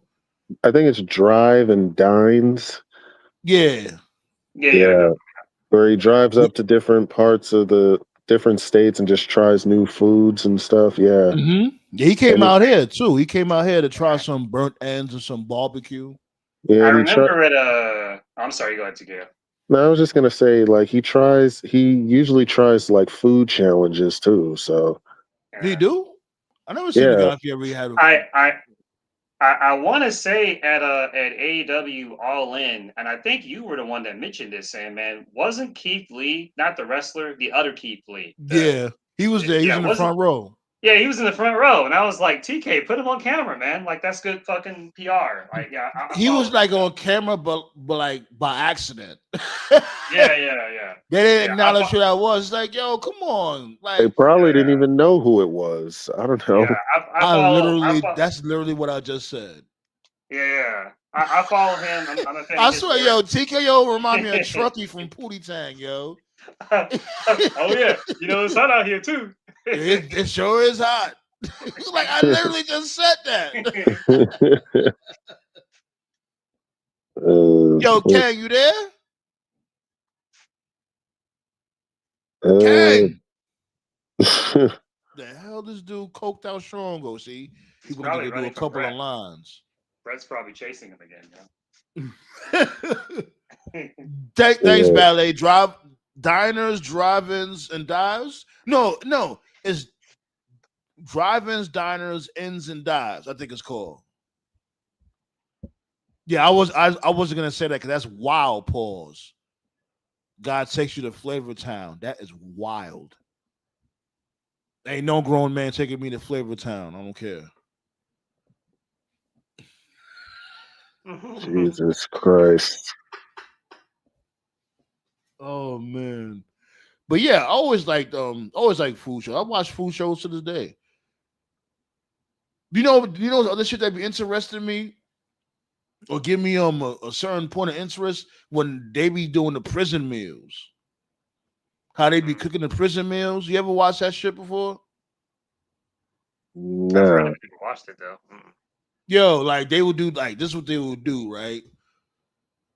They will make like a spread. They'll call it a spread. And they will have like a summer sausage, pause. They'll have ramen noodles, like cheese in the spray can, right? Mayonnaise, pickles, maybe some hot sauce, whatever, right?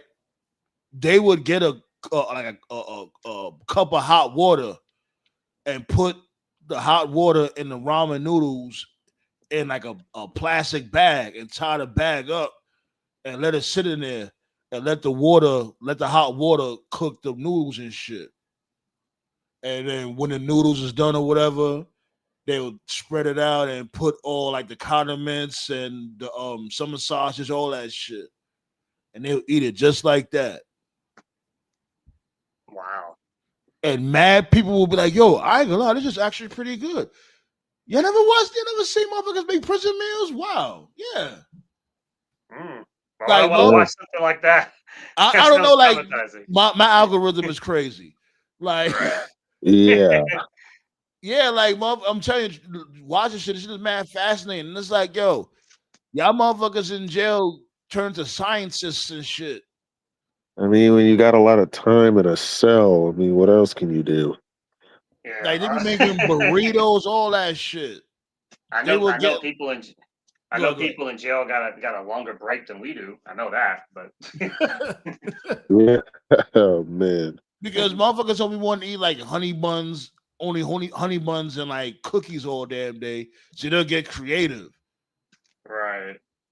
Like it was this one time I seen the dude, like he had a cell to himself and he had a bunk bed. He was on the bottom bunk. So on the top bunk, what he would do is like scrape off the paint, scrape that shit off really, really good, scrape off everything, scrape off all the paint chips, all that, and then he will wipe it down with like a lot of alcohol, make it real, real clean, and turn that shit into a fucking flat top hibachi. Oh, that's creative. Yeah, motherfuckers will be sauteing sausage and eggs, bacon. I can kind of see that though, because it's like TKO said, like what else is there to do in jail? You got to be creative for And time that's to go metal. by. Yeah, it's like a straight metal. So it's like you could use that as a flat top. Your algorithm is definitely weird. Oh yeah. Word. But I've always been into food channels and stuff like that. It makes me be creative when it comes to recipes, new seasonings. No, that's fine. I think we all have like I guess our guilty pleasures. Like for me, I've always been a sucker for those predator catches. You know, those are all the rage Oh, they'll nowadays. just be mad funny, yo. Oh my god. I mean, I be going past, I ain't gonna hold you. I be watching these weird ass live streams where dudes be catching predators in like different neighborhoods and they just be getting Yo, in he a gotta fight. be trolling. You gotta be fucking trolling, TKO. No, I mean they really be posting these predator catching I'm talking about, videos. Toph literally just said that. No, you not you said predator shows. I'm not talking about TV shows. I'm talking about actual videos on Twitter that they be posting. Oh! I know what he's talking about. You talking like about the ones where like IRL. Yes. you talking about the ones where they beat them up and shit. Yeah. Yeah. That's still the same thing, though. It is No, not. No, it's not, dude. It's not. No, I know what he's talking about. No. The YouTube ones are like safe for work, where it's the usual. I don't want to get you demonetized or whatever. But the YouTube ones are like they catfish the predator, they invite him to a spot, they confront him, they ask him questions, they shame them, and it always ends like with the police arresting them, and then there's like, okay, this is what happened to him, blah blah blah blah. The ones that TKO's talking about from Twitter, that's like street justice and shit, where like they confront them and they beat the fuck out of them. Like, yeah, yeah. I didn't see that one. Which videos did they get beat up? That's what I want to see. It's not a TV show. It's like literally just like random videos of IRL type shit. That's what I was saying. Like real, you know what I'm saying? Like they go live or something like that. And yeah, they're basically like vigilantes. Like the one I saw that went viral, I can see his face. I can't think of his name right now. He looks like Eddie Kingston. It's not Eddie Kingston, but he looks like Eddie Kingston. Wow. Yeah, he does. Like the one that I saw that went viral was like they were like in a fucking parking deck. They were like in a parking deck, and like a literal bystander confronted the predator and like choked them out. like legit, he choked them wow. out. Like he choked them, and he had him in a chokehold while the police, like, because he was waiting for the police came, and like I thought the police was gonna arrest him, but like no, they were cooperative, you know. So it's a coin flip. Yeah. Like for every police squadron that's like cooperative, and they're like, hey man, I appreciate you for what you do, and they're gonna be cooperative. For every like cool cop, there's like the you're vigilantes, we're gonna arrest you too, and you know, it's like, oh, why are you protecting the predators and blah blah blah. But anyway, that's my weird algorithm. I like watching shit like that only because, you know, it's like you think you're having a bad day, you know, you think, man, I ain't got no money, I ain't got no job, I ain't got no lady, I'm a loser. You always think like your shit is bad, and then it's like, you know what? It could be worse. I could be a predator. It could always be worse, right? right. Yeah, Right. but So it's fuck like them damn, motivation. fuck them pedophiles and predators and all that. Because seriously, it's like they're out there hurting kids and all that. Right. Pack them up, B. That's it. That's why I want to see them. I want to see one of them get their ass whipped. Like when you said that, I was like, oh shit, let me see. Yeah, they be random videos on Twitter. Like I remember there was a site on there where I don't know where it is now, but if I find it, I'll definitely send you the link. But them shits be Yeah. hilarious though. Like how you like 40 years old hollering at a 10-year-old girl or a A lot 10-year-old boy. of Man. It's like what the fuck, B? And you know what's a funny thing? A person like that will get like what 3 to 5 years, but a person that sold a little bit of drugs here and there, they'll get like 10 years. Ass backwards, right? yeah. The fuck? Where's them Epstein files?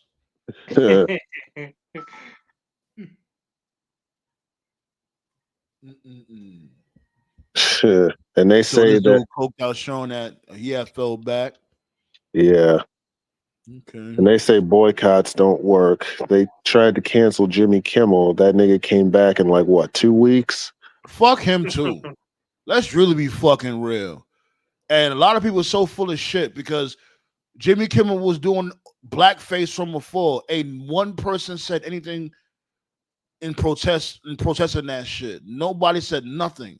But as soon as he said something about Trump and he got shut down, oh, now we gotta bring the fucking torches and pitchforks. It wasn't even Trump he was talking about. It was Charlie Kirk. But Now it was Trump. But you know, it was basically their two names was within the same sentence. He you was know saying that he was saying that this dude Trump already forgot about Charlie Kirk passing. That's which basically he what he was saying. which he did. So like Yeah, but he wasn't. He even didn't say anything about Charlie Kirk. Like crazy Went to the about golf Charlie Kirk. course. you heard that bullshit they talking about putting Charlie Kirk's face on silver coins or some shit. Yeah, they try to make him a martyr. Like you ain't see the meme. They try to make Yeah. him equivalent to Martin Luther King. Oh God. God. What are we doing here, man? They said he was close to God. I'm like, oh gosh. I hate this I hate this society so much. Blow it up. Blow it all up. I'm like, this Thanos is was what right, this Thanos was right. Like, snap the world and make a new one. Like, I ain't gonna lie, like this is the hit. more and more as the days go by, Thanos should have snapped you out of reality. Like, this is really the hill y'all are dying on. This is the line in the sand. Good God. When I see that meme, I'm like, really? Like, why is this even a discussion? Here's the truth, man. Here's the truth about Charlie Kirk. And just for the record, these are my views and my opinions. This is not. Yeah, I don't know how we Sandman got here. And yeah, it's only like it's just go ahead. You know what I'm saying? This is Here's all the subject of opinion. This is only our opinions. Right. None of this is factual information. We just talking our shit, YouTube. Yeah, here's the truth about Charlie Kirk, and this is my view. So if any listener gets all butthurt and triggered, you can bring the heat at me. I know some people out there who went to the same school as Charlie Kirk. It's actually a pretty simple story. Eerily similar to Hitler, and that's not me being a shit poster. When this dude, Charlie Kirk, was in school, he really wanted to go to West Point. That's what he set his mind to. He really wanted to go to West Point. He applied for West Point, and they didn't take him. And I know for a fact. What's West Point? For people out there that don't know, what's West Point? It's like a high-level elite school, you know? It's like a college, basically. Okay. So he wanted to go to it. Let me get the fact check. Yeah, but West Point is a military academy. It's located in like the New York area, basically. Because he was into guns, right? Yeah. He really wanted to go to West Point. He applied. They didn't take him. Why they didn't take him, I don't know. I just know he applied. They didn't take him. And I have it under good authority from a lot of people that I know that when he was turned down, he snapped. A part of him couldn't accept that he wasn't good enough. A part of him couldn't accept that they didn't want him. So his way of rationalizing it was, no, they didn't turn me down. They simply hired input minority instead because of affirmative action. You see where I'm going with this? What? Yes. That's how he rationalized it. He rationalized it by saying that they didn't get me, so they could hire Asian guy or a black person. But did he have person. like the receipts for that? No, he did not. No. I bet. So that's right. So that's basically like how his shit started. Like he was known for saying, so like this was not anything new. He had been saying crazy, wild, and this is when he was a teenager. Okay, before he was a celebrity, before he was a content creator. So he was like a regular ass NPC. And back then he was saying wild shit. So his ego couldn't accept the fact that he wasn't good enough to be accepted in West Point. And so the way that he rationalized it was they turned him down because of affirmative action. And so he took that mentality and he doubled down on it. And that's how he became a debater. That's how he became famous and shit. So if you actually go on YouTube, I wouldn't recommend anyone do this, but if you actually like listen to any of his debates, you'll see he's not really debating. What he's doing is he's just saying wild, crazy shit for a reaction. You know, stuff like "go back to your country" or "black people can't operate planes" or something like. None of his debates were factual or anything. He was just saying crazy shit because in the culture that we live in, when you say crazy shit, it gets you clicks and views. It gets your shit shared on Twitter and TikTok and Instagram. Because shock factor. Right. And because people got like short attention spans and shit, they don't watch the full like fucking 2-hour debate, but they'll watch like the 30, 45 second shorts on YouTube or Twitter or whatever. That was his whole thing, basically. So he literally said himself. I never heard about West Point Ballet. What she said, West Point is difficult to get into. I never heard about that school. Yeah, it is. He even said himself, like, and I'm sorry, like, I would never wish death on anybody, you know, no matter like how bad of a person they are. But like literally before he was fucking whacked, like legit, he was saying that like gun violence was worth the Second Amendment. He said that himself. Yeah. He said that himself. He literally said it was worth the price. He was like, well, if some people got to get shot, it's worth the Amendment. Like, he was on that type of time. Oh, you gotta crack a few eggs to make an omelet. He was on that type of time. Yep. So karma, you know, as the kids say these days, fuck around, find out. That's and just like and just like what you said, Tove, you like you're not wishing, like, you know, I agree. Not wishing death on them, but everybody don't share the same sentiment. You know what I'm saying? Like people feel like, hey, you trying to take me up out of here. I'm taking you up out of here first. And you remember, these motherfuckers thought it was like either a black person. Of course. Did you see that? Did you see trans person? That was the one of the two. Bro, did you see the gotta be black? Bro, did you see the governor? Bro, did you see the governor of Utah? He said, I prayed 30 times for it to not be one of us. So like, what the fuck did you pray for? Please be a nigga. Please be a nigga. Please be a nigga. I want to kill a nigger today. Please be a nigga. Please be a Mexican. Like, fuck out of here, man. Like, the fuck? The fuck was you praying for? Right. Oh, you animals! That lady that was on TikTok. And then she found out it was a white person. Like, yeah, her She mood switched up her changed real whole, quick. yeah, her shit switched up real quick. Oh, you know, he was a nice boy and he should be, he might have been down with Antifa. He's down with a militia, a radical militia, and he got triggered and all this other fucking bullshit. Like, yo, Who the maybe he's fuck just a crazy cares? white dude. You never think of that? Maybe he's just fucking crazy. The problem is people keep trying to make it a left versus right thing. Motherfucker, who gives a shit what side he was on? Seriously. And where did that shit come from? It was a Left, white right. dude. It was white on white crime. They're not trying to hear that shit though. After that, they want to send threats to HBCUs and all that. Like, yo, how you so we don't nothing to do with nothing. Oh my God.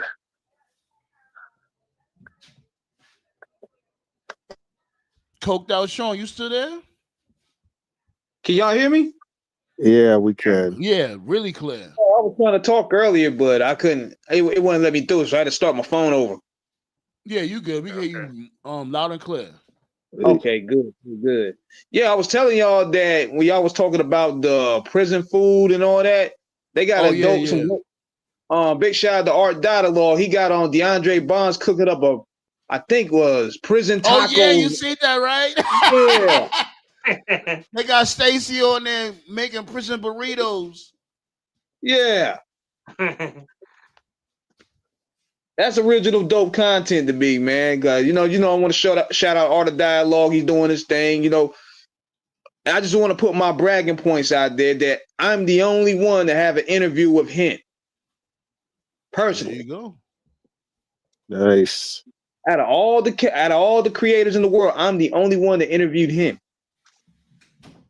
Nice, man. Nice, know dude. who you are, B. Now look where he's at now. He's one of the biggest content creators in the world. Hey, speaking Now of some of the interviews he do, I wouldn't take. Like, nah, I'm good on that one. You got it. You know what I'm saying? Hey, this is a good segue, man. I want to give you some spotlight. I was watching one of your videos last week, Coked Out Sean, and you did a video where you talked about you think Triple H could be sabotaging Cena's run. Why don't you talk about that again a little bit more? Oh, well, yeah, sure. Yeah. Yeah. Oh, let me speak that out because people don't know what I meant by that. Because see, Triple H was talent. Him and John Cena were peers. Triple H has been there in that company for how long? Like 95, 96. Look what the fuck he had to do to pretty much be top dog. He had to have a clique. He had to be a sidekick. He had to marry the boss's daughter. He had to do all this shit to get on top of the food chain, so to speak. And here's the difference. When he was on top of the food chain, the shit didn't draw. Like he was running Raw. Evolution was running rough shot through Raw. Now, as wrestling fans, it was entertaining. But for the maximum part, people didn't want to watch that shit. They was watching SmackDown. So John Cena comes out of nowhere. Now, John Cena was a former bodybuilder. He came out, I think, 2001, 2002, I believe. Within 2 years, 3 years, I say maybe 2. He's the face of the fucking company. Now, you think that don't make Triple H feel a sort of way?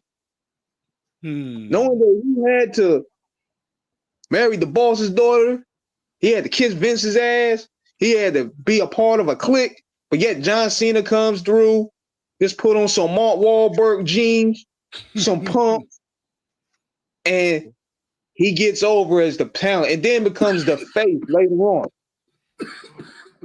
I ain't gonna hold you. I always thought Triple H felt that way about a lot of people, not just Cena. He felt that way about the Rock too. Yep. Yeah, it's different here. So now, do you think this shit doesn't burn him up where everybody's telling him, man, John Cena's the greatest of all time. He's the GOAT. You think that shit don't burn him up? Because at the end of the day, these guys got ego. These wrestlers are more sensitive than rappers. These motherfuckers got egos. They hold grudges. So Triple H sitting up there, and he got to sit there and have people debate. Like even with Stephen A. Smith, remember when Stephen A. Smith was up there? They said Goldberg was the GOAT to him. You get it. That motherfucker was mad. Right. And he was like, "Oh, I know why you put Goldberg at number one, because he's trying to trigger people. He's trying to piss people Ain't off. nobody top five, He's gonna homie. piss you off, motherfucker." I mean, Triple H want to be mad. Triple H want to be mad at his father-in-law. His father-in-law is the first. Vince is the one that started calling Cena the greatest of all time, and everybody just fell for it. Like, Dead ass, though. if So we're yeah, really so going to when be technical. Because it goes in life, man. Just like, look, for example, look how when Jay-Z became the boss of Def Jam at the time, you know he wasn't going to sit there and tell DMX what to do because them and DMX was cool. Right. And this is around the time X was at his hottest, too. Definitely. He ain't going to come in there telling X, because X came in there like, dog, ain't that nigga ain't going to tell me what to do. Like, what the fuck? He ain't going to tell me what to do. And since we're talking about Triple H, I mentioned this I think about a month or two ago.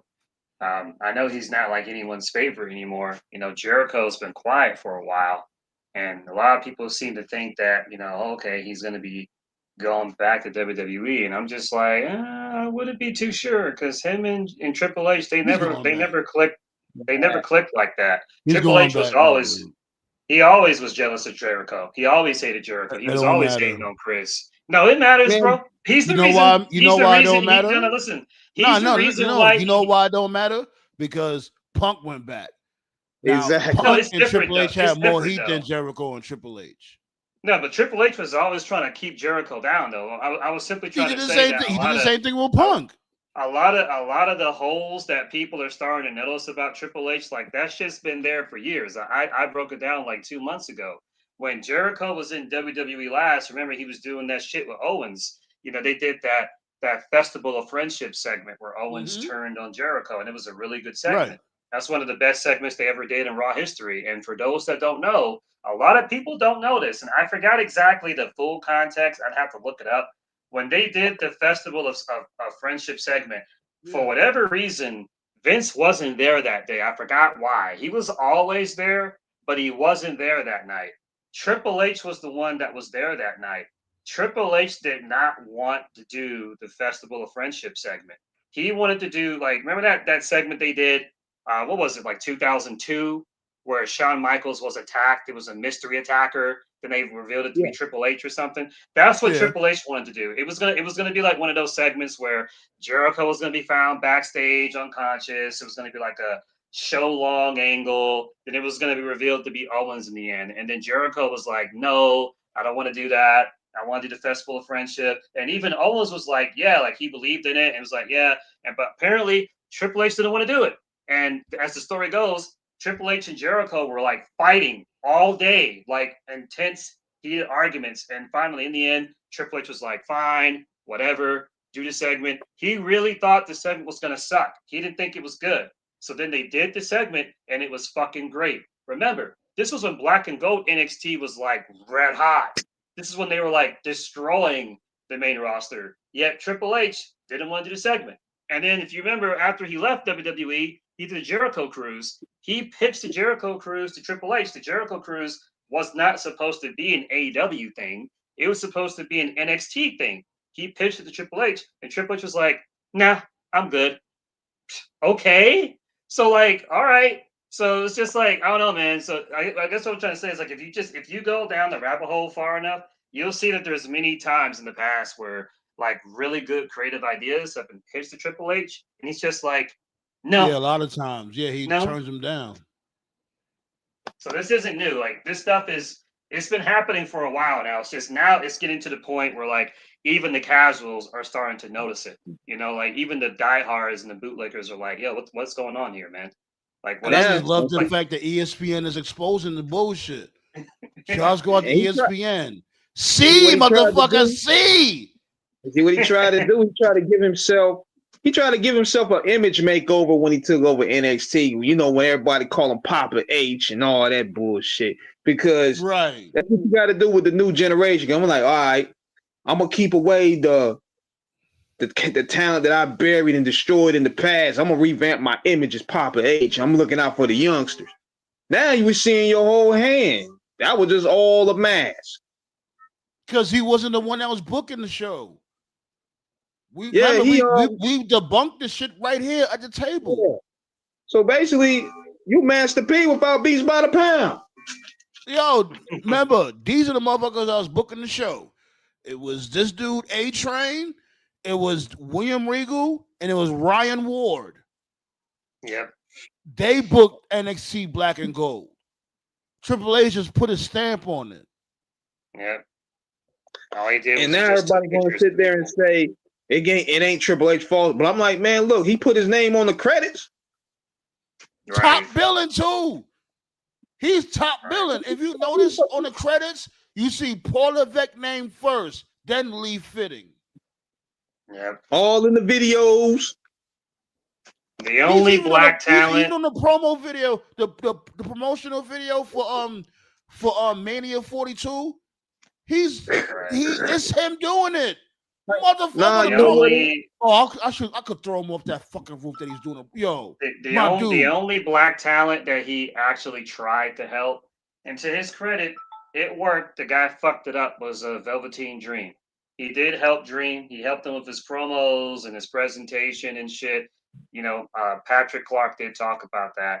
And to his credit, it was working until he fucked it up. So, but that's the only black talent Triple H actually did like invest his own personal time in. Everybody else, Keith Lee, Swerve, he didn't give a fuck about them. He's not going to give a fuck about Omofemi. He's not going to give a fuck about Oh my God, yo, Jay. Oh my God.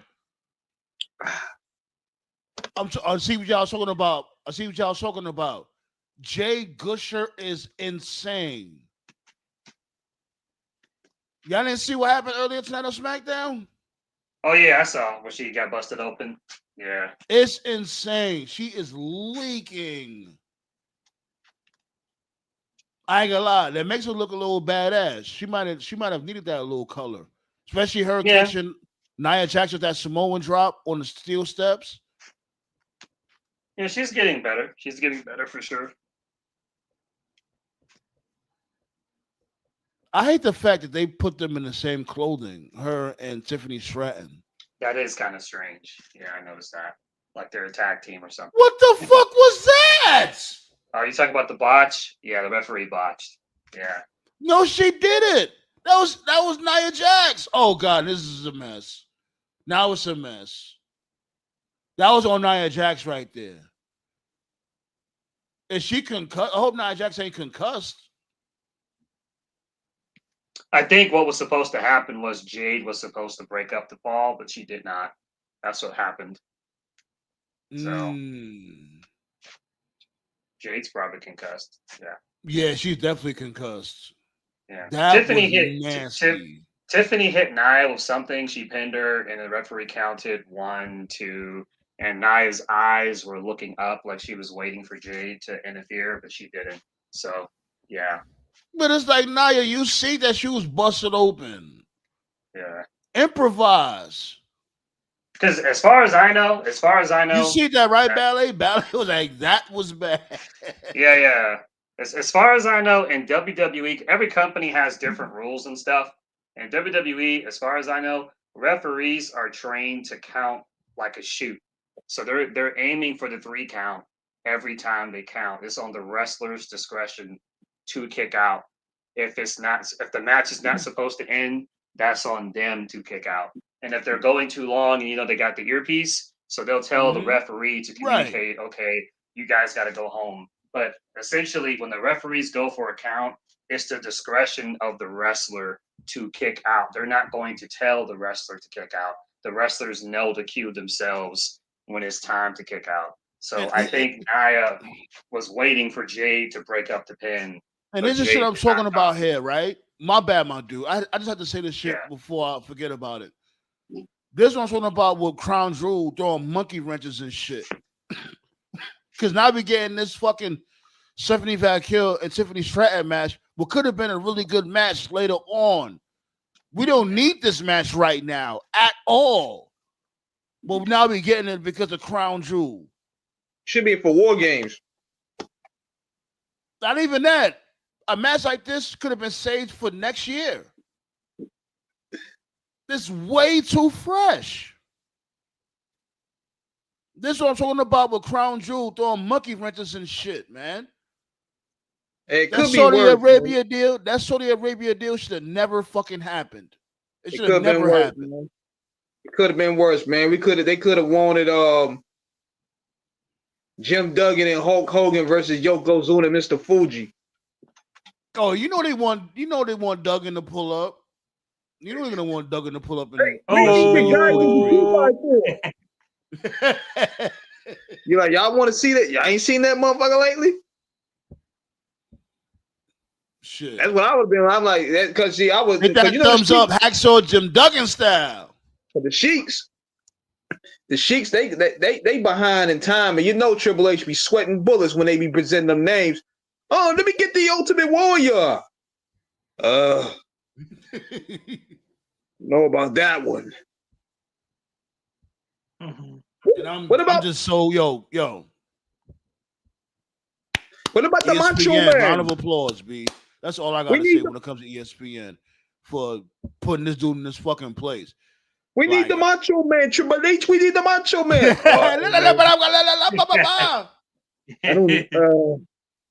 I don't know about him. Now you gotta go. They go through that whole list because see, this is the cold part. They go through that library, right? And the Sheiks is looking at. He like, yo, let me get Big Van Vader and Hulk Hogan. That's how out of touch they be, though. What's funny is that from what I heard, Triple H tried to pull a fast one on them. He tried, like, he knew that like they were gonna get the Rumble next year. So from what I heard, he tried to pull one of those like you remember that one show they did? I think they did that show, what was the Greatest Royal Rumble or something? He tried to do that. He was like, okay, we'll bring you guys the Greatest Royal Rumble. Or remember, didn't they do one show one year called WrestleMania Backlash? That was actually the name of the card. It was like WrestleMania Backlash. Like that's what he tried to do. He tried to give them like some gimmick show like that. But Saudi was like, fuck you, you're giving us Mania, or we're pulling out. So I guess he tried. He tried to like hustle them, but they were just like, nah, man, like we're getting WrestleMania. I know if I'm the UK right now, I would be heated. Like Saudi's getting a WrestleMania before them. Jesus. And you know the Sheik is blowing them up every day with different names too. I know that's what making Triple H blood boil. We want Bret the Hitman Hart and British Bulldog. And you talk about that WrestleMania promo video with him on top of the roof. That's the same one he did last year. That's what I was talking about with him on top of Allegiant Stadium. But it's not a fresh video. He did the shit for Mania when it was in Vegas last year. That's the same video. Are you kidding me? Are you serious? That's the same video. Brother. He can't be this lazy. He cannot be that lazy. That's the same video. I'm telling you, that's the same video. Holy shit. He finesse, man. They finessing him, Nick Khan, and TK. He finessing these companies. But you know, my daddy said it best. There's a sucker born every day, man. Oh my God. Yo, I didn't even know that. That is so sad. That's what nobody's noticing. Like, did y'all forget he did the same video? Mania's in Vegas for 2 years. Don't forget, remember when Hogan died and he played the same tape on both shows? He did. Yeah, exactly. Like, I talk a lot of shit about Vince, but that's one thing about him and Kevin Dunn. When it comes to their promo packages, like, forget it. The video packages, the promo packages, Kevin Dunn was top notch with that shit. The product will be trash. But the outside looking in, you look at that promo package, you would think it's like fucking hell on earth. That was the one thing they were always good at. They were never bad at that. Yeah. I get, the messed up thing is, with the Saudi deal, it's going to be in between Vegas and Saudi now. That's the fucked up thing. And Vince toned down his own presence too. Like when WrestleMania first started, he was like, he showed his face at the beginning where he was like, "Welcome to WrestleMania," like like the early Manias, like Mania 1, Yeah. 3, and shit. But like by the 90s, like no, like he was like his name was the executive producer credit, but like outside of him being a commentator and shit, he wasn't on screen like that. Not really until he became like an actual character. And by that point, kayfabe was dead and everybody knew what was going on. But Triple H is everywhere though. Like he's in backstage segments. Vince is a He's- mark. Exactly. Like to me, like the most unnecessary segment. It's not even a segment. Like the like of the whole Palooza show, what annoyed me the most was when the Pat McAfee guy showed up and he walked backstage and then Triple H hugged him. It's like, nigga, we just saw you. We just saw you in the ring. Yeah. Like you can't Yeah, get, he just Pat couldn't. McAfee. He has to be on camera. Like, yo, my dude. Now all of a sudden, you and Pat McAfee are the best of friends. Oh man. If you don't move your goofy ass around, Then he getting pictures with all the talent after they win matches. I'm like, come on, dog. yeah, yo, he has to be in every single pick, everything. Like, yo, you got a camera? Here I come. This dude is everywhere, but in his office writing stories. Well, he did write one story. You're forgetting. You're You know what? forgetting. He's inducting his wife in the Hall of Fame. That's not even a damn story. What's wild is though we never seen Vincent. He never took pictures with talent. You ain't see that pictures till like later on. It's yo, I ain't gonna lie, the shit. Somebody need to check up on him, like seriously. All jokes aside, somebody check up on this dude Pinocchio. B seriously, because he might be going through like a late life crisis. Like this dude, and yeah, he went through his medical issues not too long ago, which is unfortunate. And who knows, man? That might have played a part in his mental. He might be like, "Yo, damn, B. Like I wasn't like this from before. Like I was almost up out of here. Now I'm gonna just go hard. I'm gonna make sure y'all remember me because I can't be here. I wouldn't have been here right now. Remember, he had, the what they call it, the cardiac episode. That's what they called it. Yeah. Cardiac episode. And he's probably thinking like, damn. He's got a pacemaker, don't he? Yeah, he does. He does. He probably on that type of time, like, man, look, now I'm just gonna make the best of everything. He might want to, I don't know, man, because that's what he's given when it comes to me. He's probably like, yo, I just need to make the best out of everything. But And I've always, I know he said too that apparently, like you're right. I got you. The unfortunate part is that we gotta suffer through that shit. We get it. If that's the case, we get it. We want, you know what I'm saying? You want to live it to the fullest, be on every single camera. I get it, but we have to suffer through that shit. We don't want to see you all the damn time if that's the case, nigga. That's why we hoping that him and Chris Jericho don't show up, because Tripp's gonna be all in the camera with that. Well, oh man.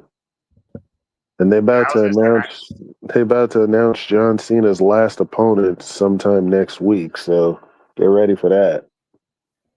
Okay. Go ahead, so. Yeah, I was gonna say was I remember he said that it ran in his family, like the heart issues and stuff and all that. So that's a pretty serious thing. I'm not gonna make fun of that. So of course not. Right, I'm just saying that I'm almost certain though that at the time, what didn't help him though, what definitely didn't help his heart was watching Vince fuck up his talent. That probably didn't help. Yeah, that definitely triggered it. That was during the period when like every NXT person was like the most agreed. Like, Vince gutted your products, Hunter.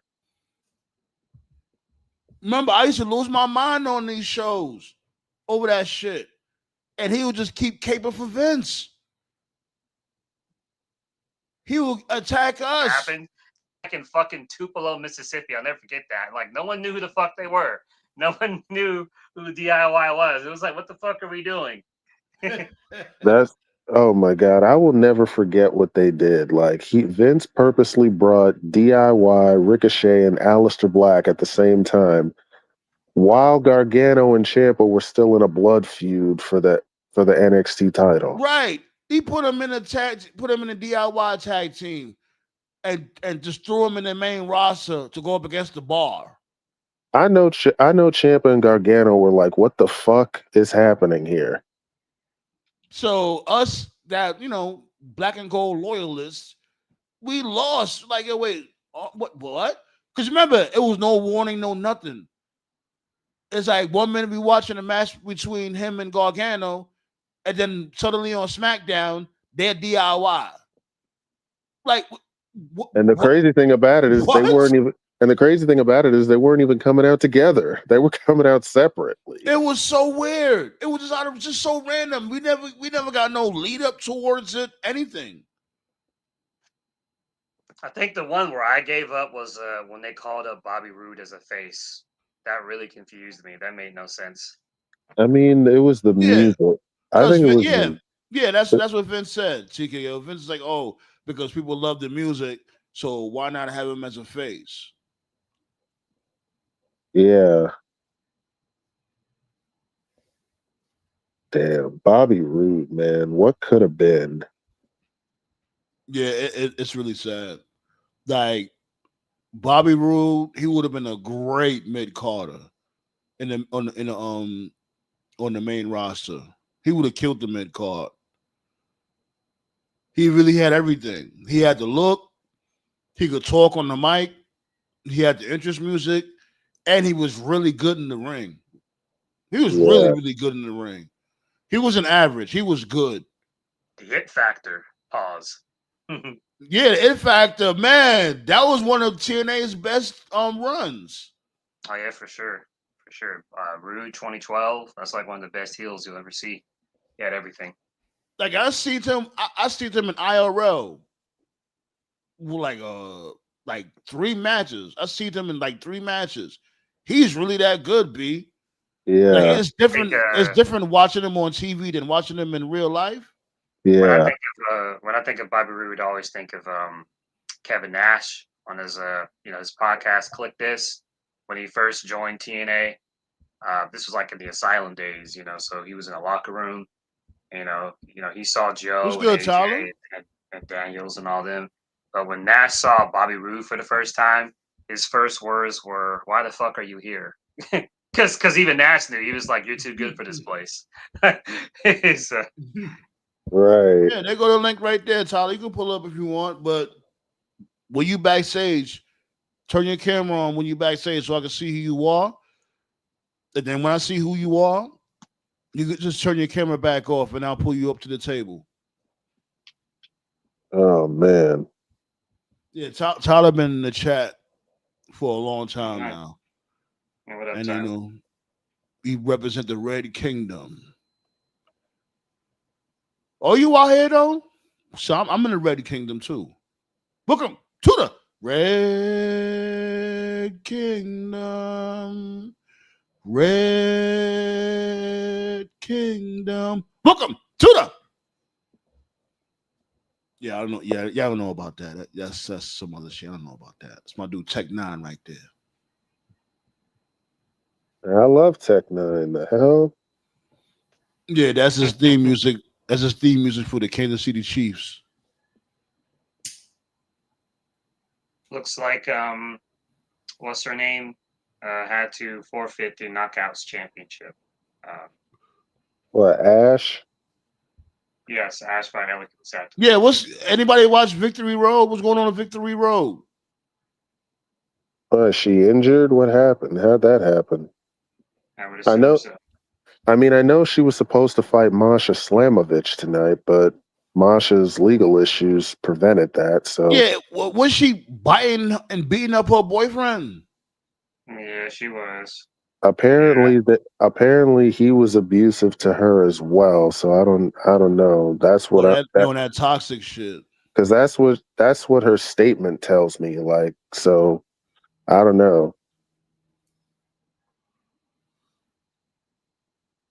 So I'm guessing either Ash is Ash is injured too, or she was supposed to lose. That's unfortunate. They don't got anyone now because the Masha chick was one of the few prospects they had, and she's Yeah. basically gone. And All they yeah. got is Tessa. You know they about That's to not gonna work. you know they about to give Tessa that belt, They're not gonna have no choice. and it's good, and fans are gonna hate it. But the only likely candidate I would say is Indy Hartwell, but I don't know how believable she'll be. Isn't she in She's on TNA. HOG? She's on TNA. Yeah, she's on TNA. Yeah, She's they're got gonna a bunch give they're of gonna other. give it to her. But she hasn't done anything though. Like she hasn't been on the show. Yeah, I don't- she's got a bunch of other stuff. I think she's House of Glory champion too. So Yeah, she's doing a bunch that's of all I other was about stuff. to ask. Yeah. Yeah. She's a carpenter too. So shout outs to Indy. Instead of getting Oh, an she got a OnlyFans, trade. like Nice. yeah, instead of getting an OnlyFans like every other chick, she's actually like getting a skill, like an I'm actual skill. telling you, B. Right. I got fired from WWE. Time to strip. Like Jesus Christ. Damn, shorty. Like just because these other chicks is making $1 million, don't mean you're gonna make $1 million off the kick. I know, man. I know Tegan Knox just made one, so Yo, that sucks when it comes to her. Like she just couldn't stop getting hurt, man. That's that damn leg. That leg, it just hindered her whole career. yeah. And she was really over on NXT. Mm-hmm. That rivalry between her and Dakota Kai, Yeah. like man, B. Remember when she literally tried to rip her leg off with that, I remember that steel cage. Yeah. I remember the first time I paid attention to Dakota Kai.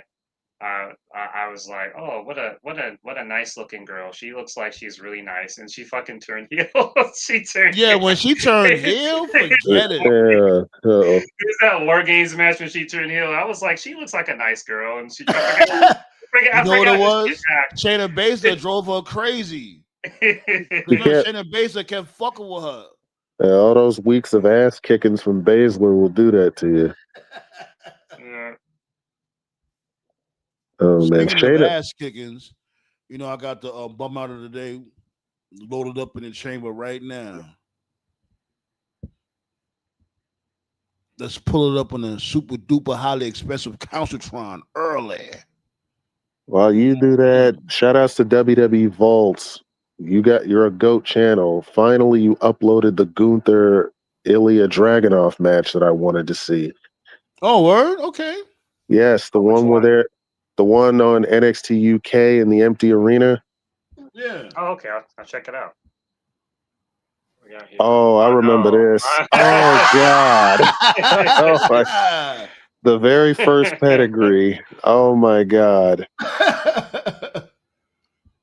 Figured out to bring it back with that classic one right there. He's lucky. Triple H is lucky that move didn't get banned after that one. What's good, Henny guys? Seafood, what it do though? Nigga, Triple H was doing the J Driller before the Briscoes. Jesus. God almighty. Man. Like how you catch a motherfucker with a pedigree on top of his shape up?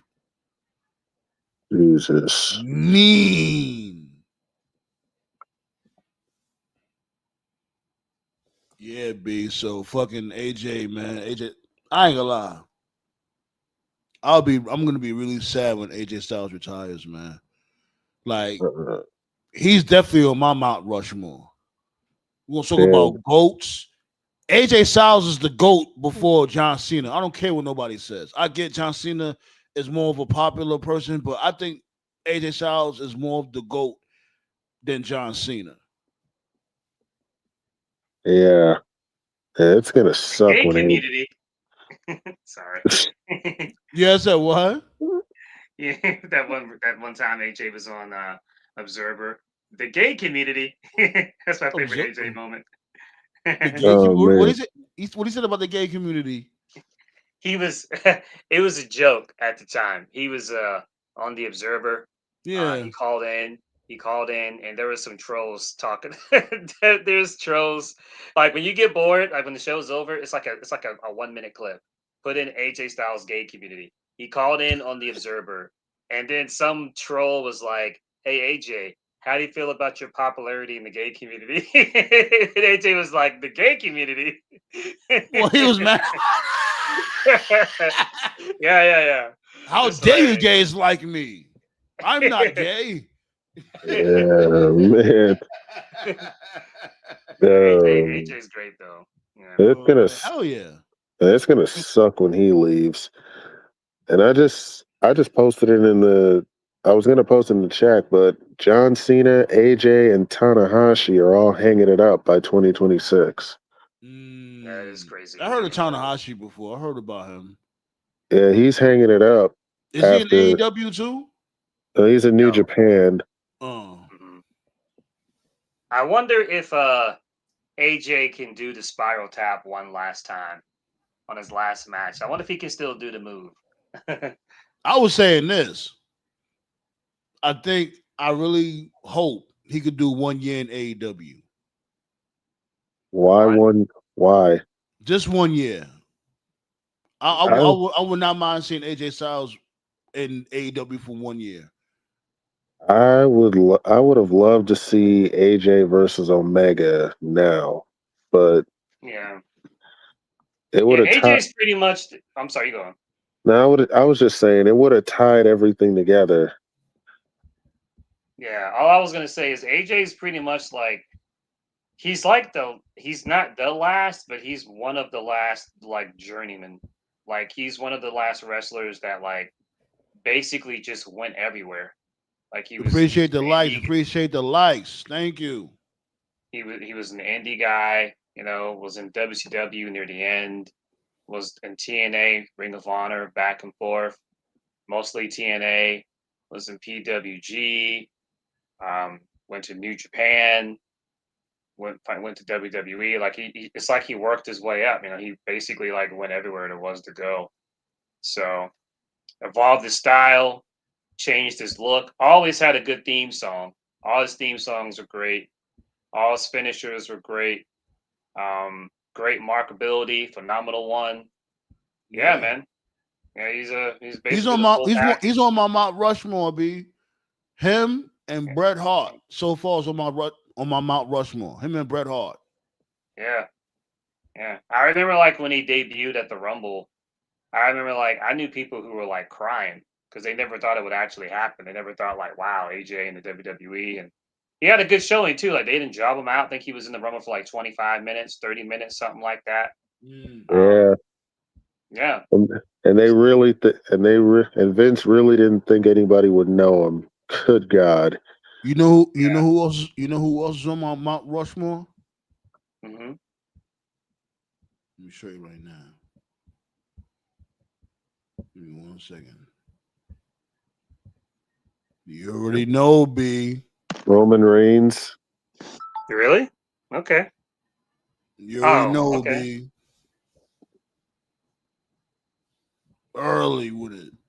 The tribal chief, aka Akuma. I heard he just wrapped up doing Street Fighter. Yeah, he did. No, Roman's good. Yeah, Roman. Having Roman on the Mount Rushmore, that's not a shit take or anything. May have taken him 10 years, but yeah. That's fair enough. 10 years is actually really good. Yeah, I only have one knock on Roman, and it's not even his fault. It's not his fault. It's Vince's fault. The one knock I have on Roman is, as over as he is, as successful as he is, in my opinion, he does not have that one rival that defines his career. And that's not even his fault, because Vince was so obsessed making him the guy that he didn't bother to, you know what I mean? It's like the Batman to your Joker. You got a point. Wait, a lot of people are saying. He really?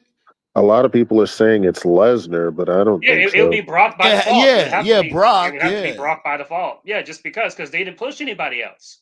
It could have been Bray, but Vince kept fucking it up. It could have been Seth, but Vince didn't trust Seth in that way. Seth. It, See, You would yeah, that's think- what Seafood. Yeah, as you soon as would you think told, it as would soon as be- you brought him Seth. up, Seafood says Seth also. Yeah, it You could would still think be it would be Seth. Seth. It could still be Right. Seth, but they keep delaying that. Like, But yeah, and it's like Yeah. when it comes to Seth Rollins, we all know Seth Rollins ain't fucking with Roman Reigns. That's the thing. Right. Right. Seth is good. They- Like I love Seth Rollins. I really do. I think he's Yeah. one of the best. But he's not a GOAT. Roman Reigns Right. is a GOAT. Seth is just one of the best. It's a difference. No, with what- this. Well, what Seth is at the end of the day, he's just not a guy you can focus a brand around. He's just not. He doesn't have that aura or that star power. That doesn't mean he can't be a champion like he is now. But Yeah. And that's the Yeah, that's thing. my- And yeah. you know why they don't look at him like that? For instance, with this whole AJ Lee storyline. Mhm.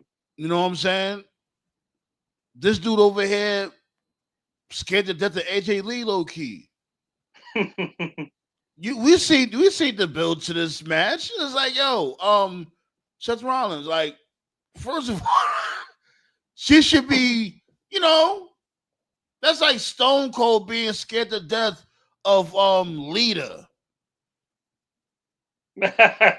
oh man, Yeah.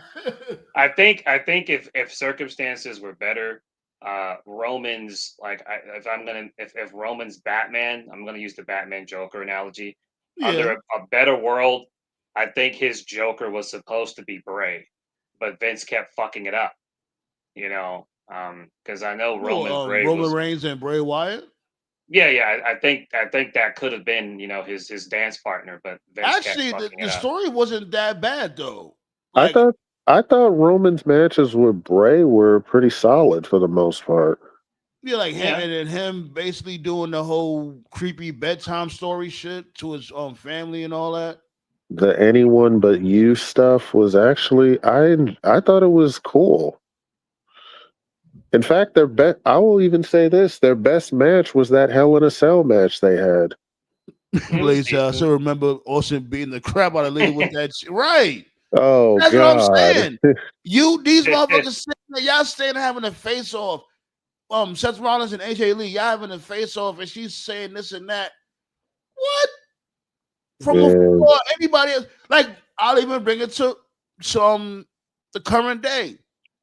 What if a female would have been on this type of time with Roman Reigns? You having a promo battle with Roman Reigns? Like, let me see what female I could think of. Like, saying who? How about- Becky Lynch. Had Becky Yeah. Lynch trying to go toe to toe with Roman Reigns in a promo battle. She would get slaughtered. And, What? In more ways than one. and those That's why lead, Seth Rollins look like you could ever be that guy because you always show chinks in your armor. No, it's like we've said before. Seth doesn't know who he is. He never has known who he is. They always just, every couple of years they add a new chink to distract you from the fact that he doesn't know who he is. The Yeah, Beast Slayer, and he would try to be King like. Slayer. Remember, he was Messiah. and he was trying to say like, oh, like you, like all right. When it comes to his attire, like he's supposed to be the modern day Macho Man, because Macho Man was, he had that flamboyant, not flamboyant, but he had that colorful attire. And But with Macho Man though, when he did it, like he wasn't like. See, I see what he's going for. I can see why a Rollins fan would say that. Macho Man, like that really was him though. Like he wasn't acting. That was how he was. Like he was like that 24/7. And like Macho Man, like he was one of the few dudes who could go out there wearing a pink suit and be badass. When Seth does it, you can tell it's not who he is. That's not how he is when the camera goes off. That's just basically him wearing crazy shit just to get a reaction out of people. It's not him. and then not only that, remember he was like all right with the whole the intergender match, whatever case may be, the storyline when he would have Becky Lynch all up in CM Punk face and be like, "Oh, you got to get through her to get to me." What? Why you having your Like girl fight your battles? You know what I mean? Like what? Seth, all I can say is Well, that's Seth is. another. All I can say is just Seth is lucky he's not in the feud with Orton because she would have been a Right. RKO by Hey, now. Yeah, that's ASAP. the other problem. Yeah, Yeah, the that's the match other took too problem. long. Yeah, they gave these motherfuckers a whole half hour. That's I'm the other never gonna problem stop with stressing Seth. that shit. Seth is inconsistent as a character. Like even when you look at like what Mox is doing with the Death Riders, like even for people who don't like the Death Riders, when like Mox is a heel, he's doing like anything necessary to win matches and shit. So he'll have like the Death Riders interfere for him and shit. When Roman was a heel, at first he was winning his matches by himself, but the longer his reign got on, he got more desperate and like Solo would interfere, the Usos would interfere. So it's like Roman and No, Mox we are like no no no actually no heels. no. You're not gonna just rewrite history like that. Like I said from When before, Roman didn't ask for no help. he They still chose got to it help though. him. He still got it though. Hey, Well, like he didn't well, ask I'm for not. it though. Well, no, I'm not attacking Roman as a character. What I'm saying is like they were heels. Like Roman was a heel and Mox is a heel. Seth is inconsistent, where it's like he's not really doing shit to elicit a heel reaction. You know what I He mean? It's really isn't. inconsistent. Like it's hard, especially now. Like even though he's saying the right stuff to make you hate him, he's not Right. going all the way as a heel, especially because fans keep singing his entrance music when he comes out. Like And that's why I'm confused because I know that WWE's got a lot of people who are knowledgeable and know about that kind of shit. Like the Hurricane works there, Road Dogg, as much as I give him shit, he's there. Yeah, Triple all the H is OGs is there. there. Yeah, like, so like these dudes, like y'all know about Heat. So why isn't anyone pulling Seth aside saying, hey man, like maybe we should give you a new theme song or maybe you should stop wearing these extravagant suits? And it's just like they're not saying anything. They're just letting Seth, Because they're in their own bubble. They I all guess. I'm telling you, they all stroke each other's cocks. Let's really be Right. real. That's why when ESPN came out with that report on WrestlePalooza, they were shocked. They were shocked about that. Booker T, all of them. Oh, how can you say that? Mm. Look I at the don't know. I, card, this and that, and it's like, yo, y'all in your own bubble. I don't know Motherfuckers if is they're not gonna. jacking what y'all got going on. Like y'all are corny. Y'all suck. and Y'all I are boring. and I know you said this before. I don't really talk about it really, but And they're gonna like be like, oh, the matches. Look at the matches. These are good matches. It's it's it, the matches don't matter. They're good. Trust and believe. It's always good to have a good match. But if you have no type of story, no type of characters or storylines, whatever the case may be, that people could adapt to, or people that could know who's in the story, it's all for nothing. It's just another it, match. this is another part of the puzzle too. And I know you've talked about this in the past. Because I truly believe that one of the reasons why Seth probably wants to do this is because he saw his Shield brothers, he saw Roman get his run, he saw Mox get his run and stuff. But like first of all, Heyman doesn't really add anything to Rollins' package at all. Like so many times when he comes out, like Heyman doesn't like yeah, he doesn't he adds to Braun Breaker and Bronson Reed's Mm-hmm. presentation, but he doesn't add to Seth's presentation at all. And then the other weakness is when you look at the bloodline, it's like, all right, you got Jey Uso, you got Jimmy Uso, you got Solo. Like, besides them being Samoan and besides them being family, like they all got a similar vibe. They got a You a similar mess, look. ballet. They got like a similar aura. Even with the Death Riders, for people that don't like the Death Riders, look at the Death Riders. You got Willer Yuta, most recently Daniel Garcia. You got Claudio. You got Gabe Kidd. All the Death Riders, in Marina, they all got like that, that blood sport MMA, like American History X type of like look. Like they all look like, all right, I can see these guys hanging out together. Like I could see Claudio hanging out with Pac. I could see Gabe Kidd hanging out with Mox. Like they look like dudes that would hang out. But then when you look at Seth's group, it's like you got Seth, Braun Breaker, and Bronson Reed. Like, these are three dudes that couldn't be any more different. They don't look alike. They have nothing in common. Their styles are not similar at all. It's just tacky. There's no connection. Why is Seth teaming with Braun Breaker and Bronson Reed? What's the connection? They still haven't explained that. When I see Seth Rollins with Braun Breaker and Bronson Reed, I don't believe it. I don't believe that these guys hang out in real life. I don't believe they go to bars. And not only that, we see them whip Seth Rollins' ass. Right. We seen it. Right. Especially Bronson Reed. Yeah, it's like, yo, you pack this dude up. Why would you do that? And they'd be like, you know what? I would love to follow this guy. He's my leader. Even though I could whip his ass. And how does that have make sense? and have. That's the crazy thing. Bronson Reed was literally one of the last guys to pin Seth. Yes. Anyways, about to get up out of here.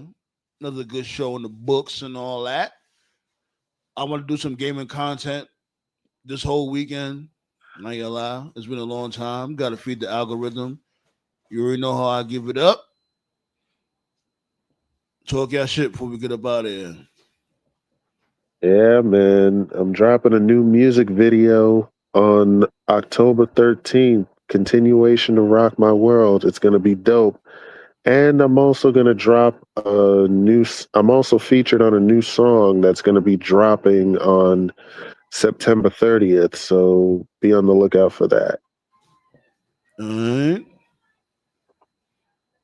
We need some female mascots too. Like we need some female mascots for the council. Man. Call them the council love.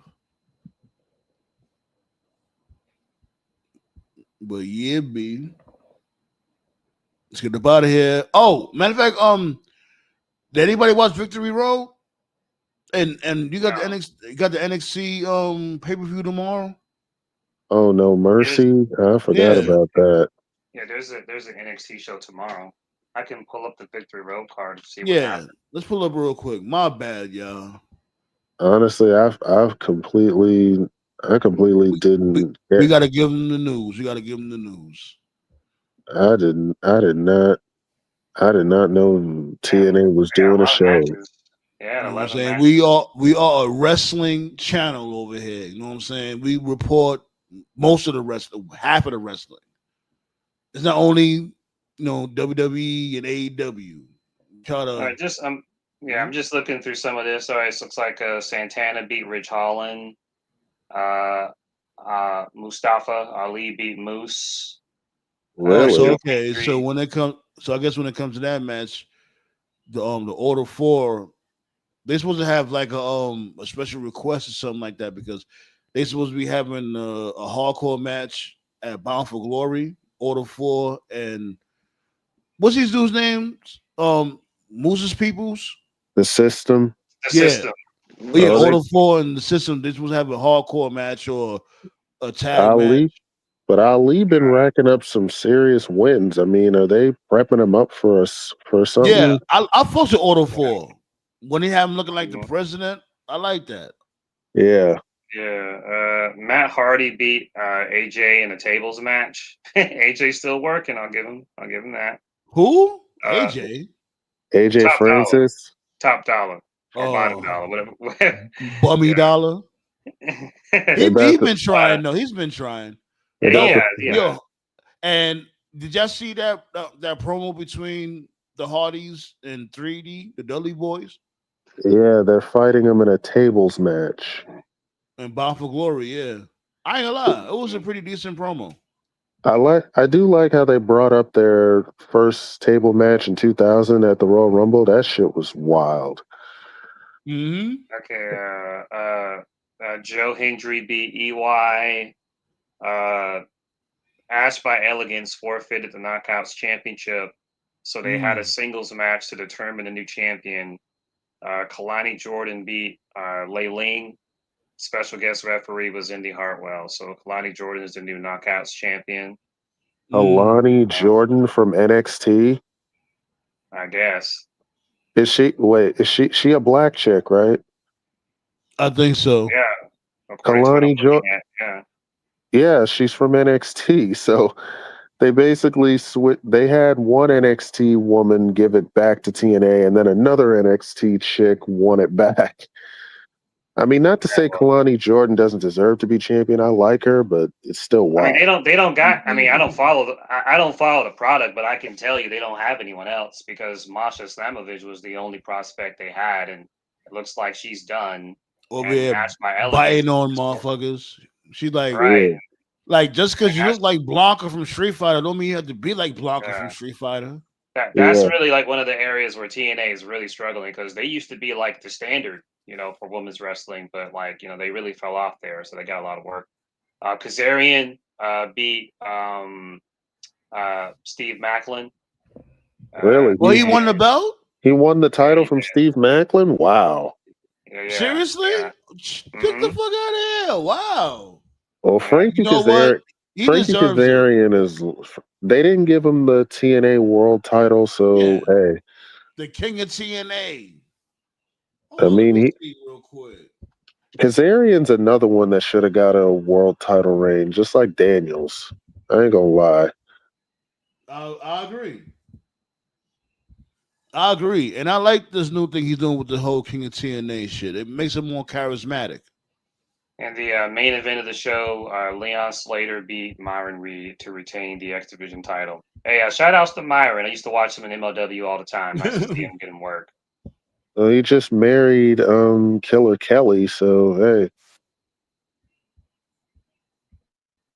Mhm. I'm down for that. All right. And what's the call looking like for No Mercy?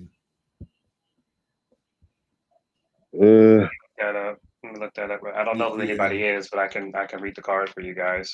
I know a couple of the matches. I know Javon Evans is fighting Josh Briggs. I know Lola Vice is fighting for the women's title. I know Obafemi is fighting Ricky. And I know, damn, I think that's really it.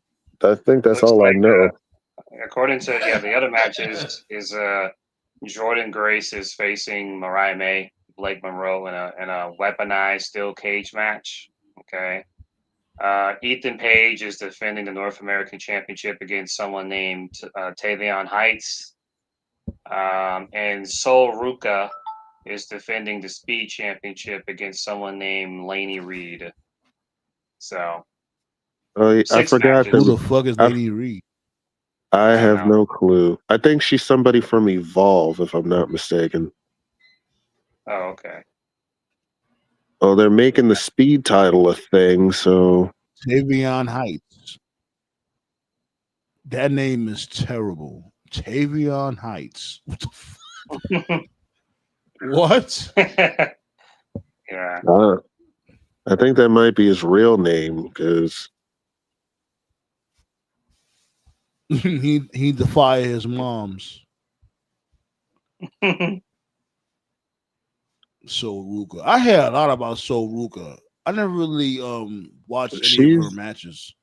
Sol Ruka is dope. She's the one that does that spinning RKO. So Yeah, I like her finisher.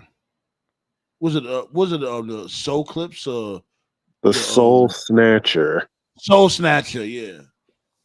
That name is so fire. Yeah. Jordan Grace. I gotta watch her NXT run. Shout outs to her husband though, Jonathan Gresham. He's going to be Yeah, how coming was back to he? wrestle soon. Oh, that's cool. That's cool. Oh, I remember this right here.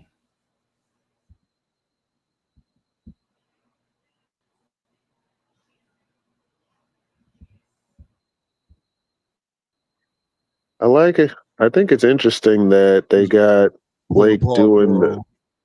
It's interesting they got Blake doing the future shock as her finisher.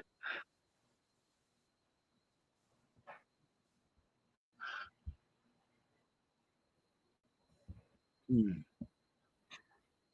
And we really about to get Yeah, Fatu. B. Oh yeah, and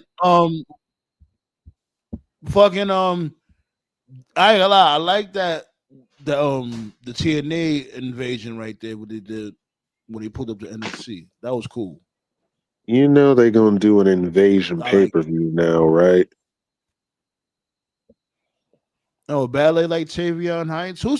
That dude sound like one of them R&B singers that look like Tevin Campbell, something like that. Oh no. Yo, I'm fucking around. I'm about to get about it. I'm gonna play some video games. Oh man. Yeah, buddy. Let's get up out of here. Yes, sir. Henny guy was goody. Ballet with the blick.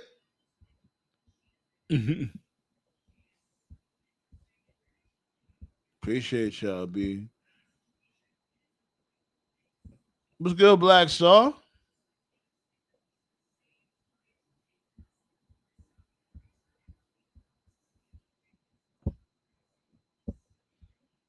Yeah, my lady was just making something. That shit smell, man, good. Anyways, yo, shouts go out to Seafood. My dude Tyler, my dude Josh, King Leo, King Eric, the Roundtable, Black Star. You already know what it is. B was goody. Appreciate all of y'all, B. Y'all see that tip draw too. But on that note, about to fall back. Peace out. What the fuck?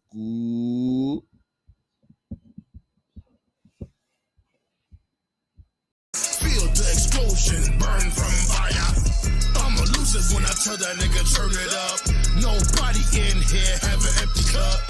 Better run and escape and go pray. I'm a human.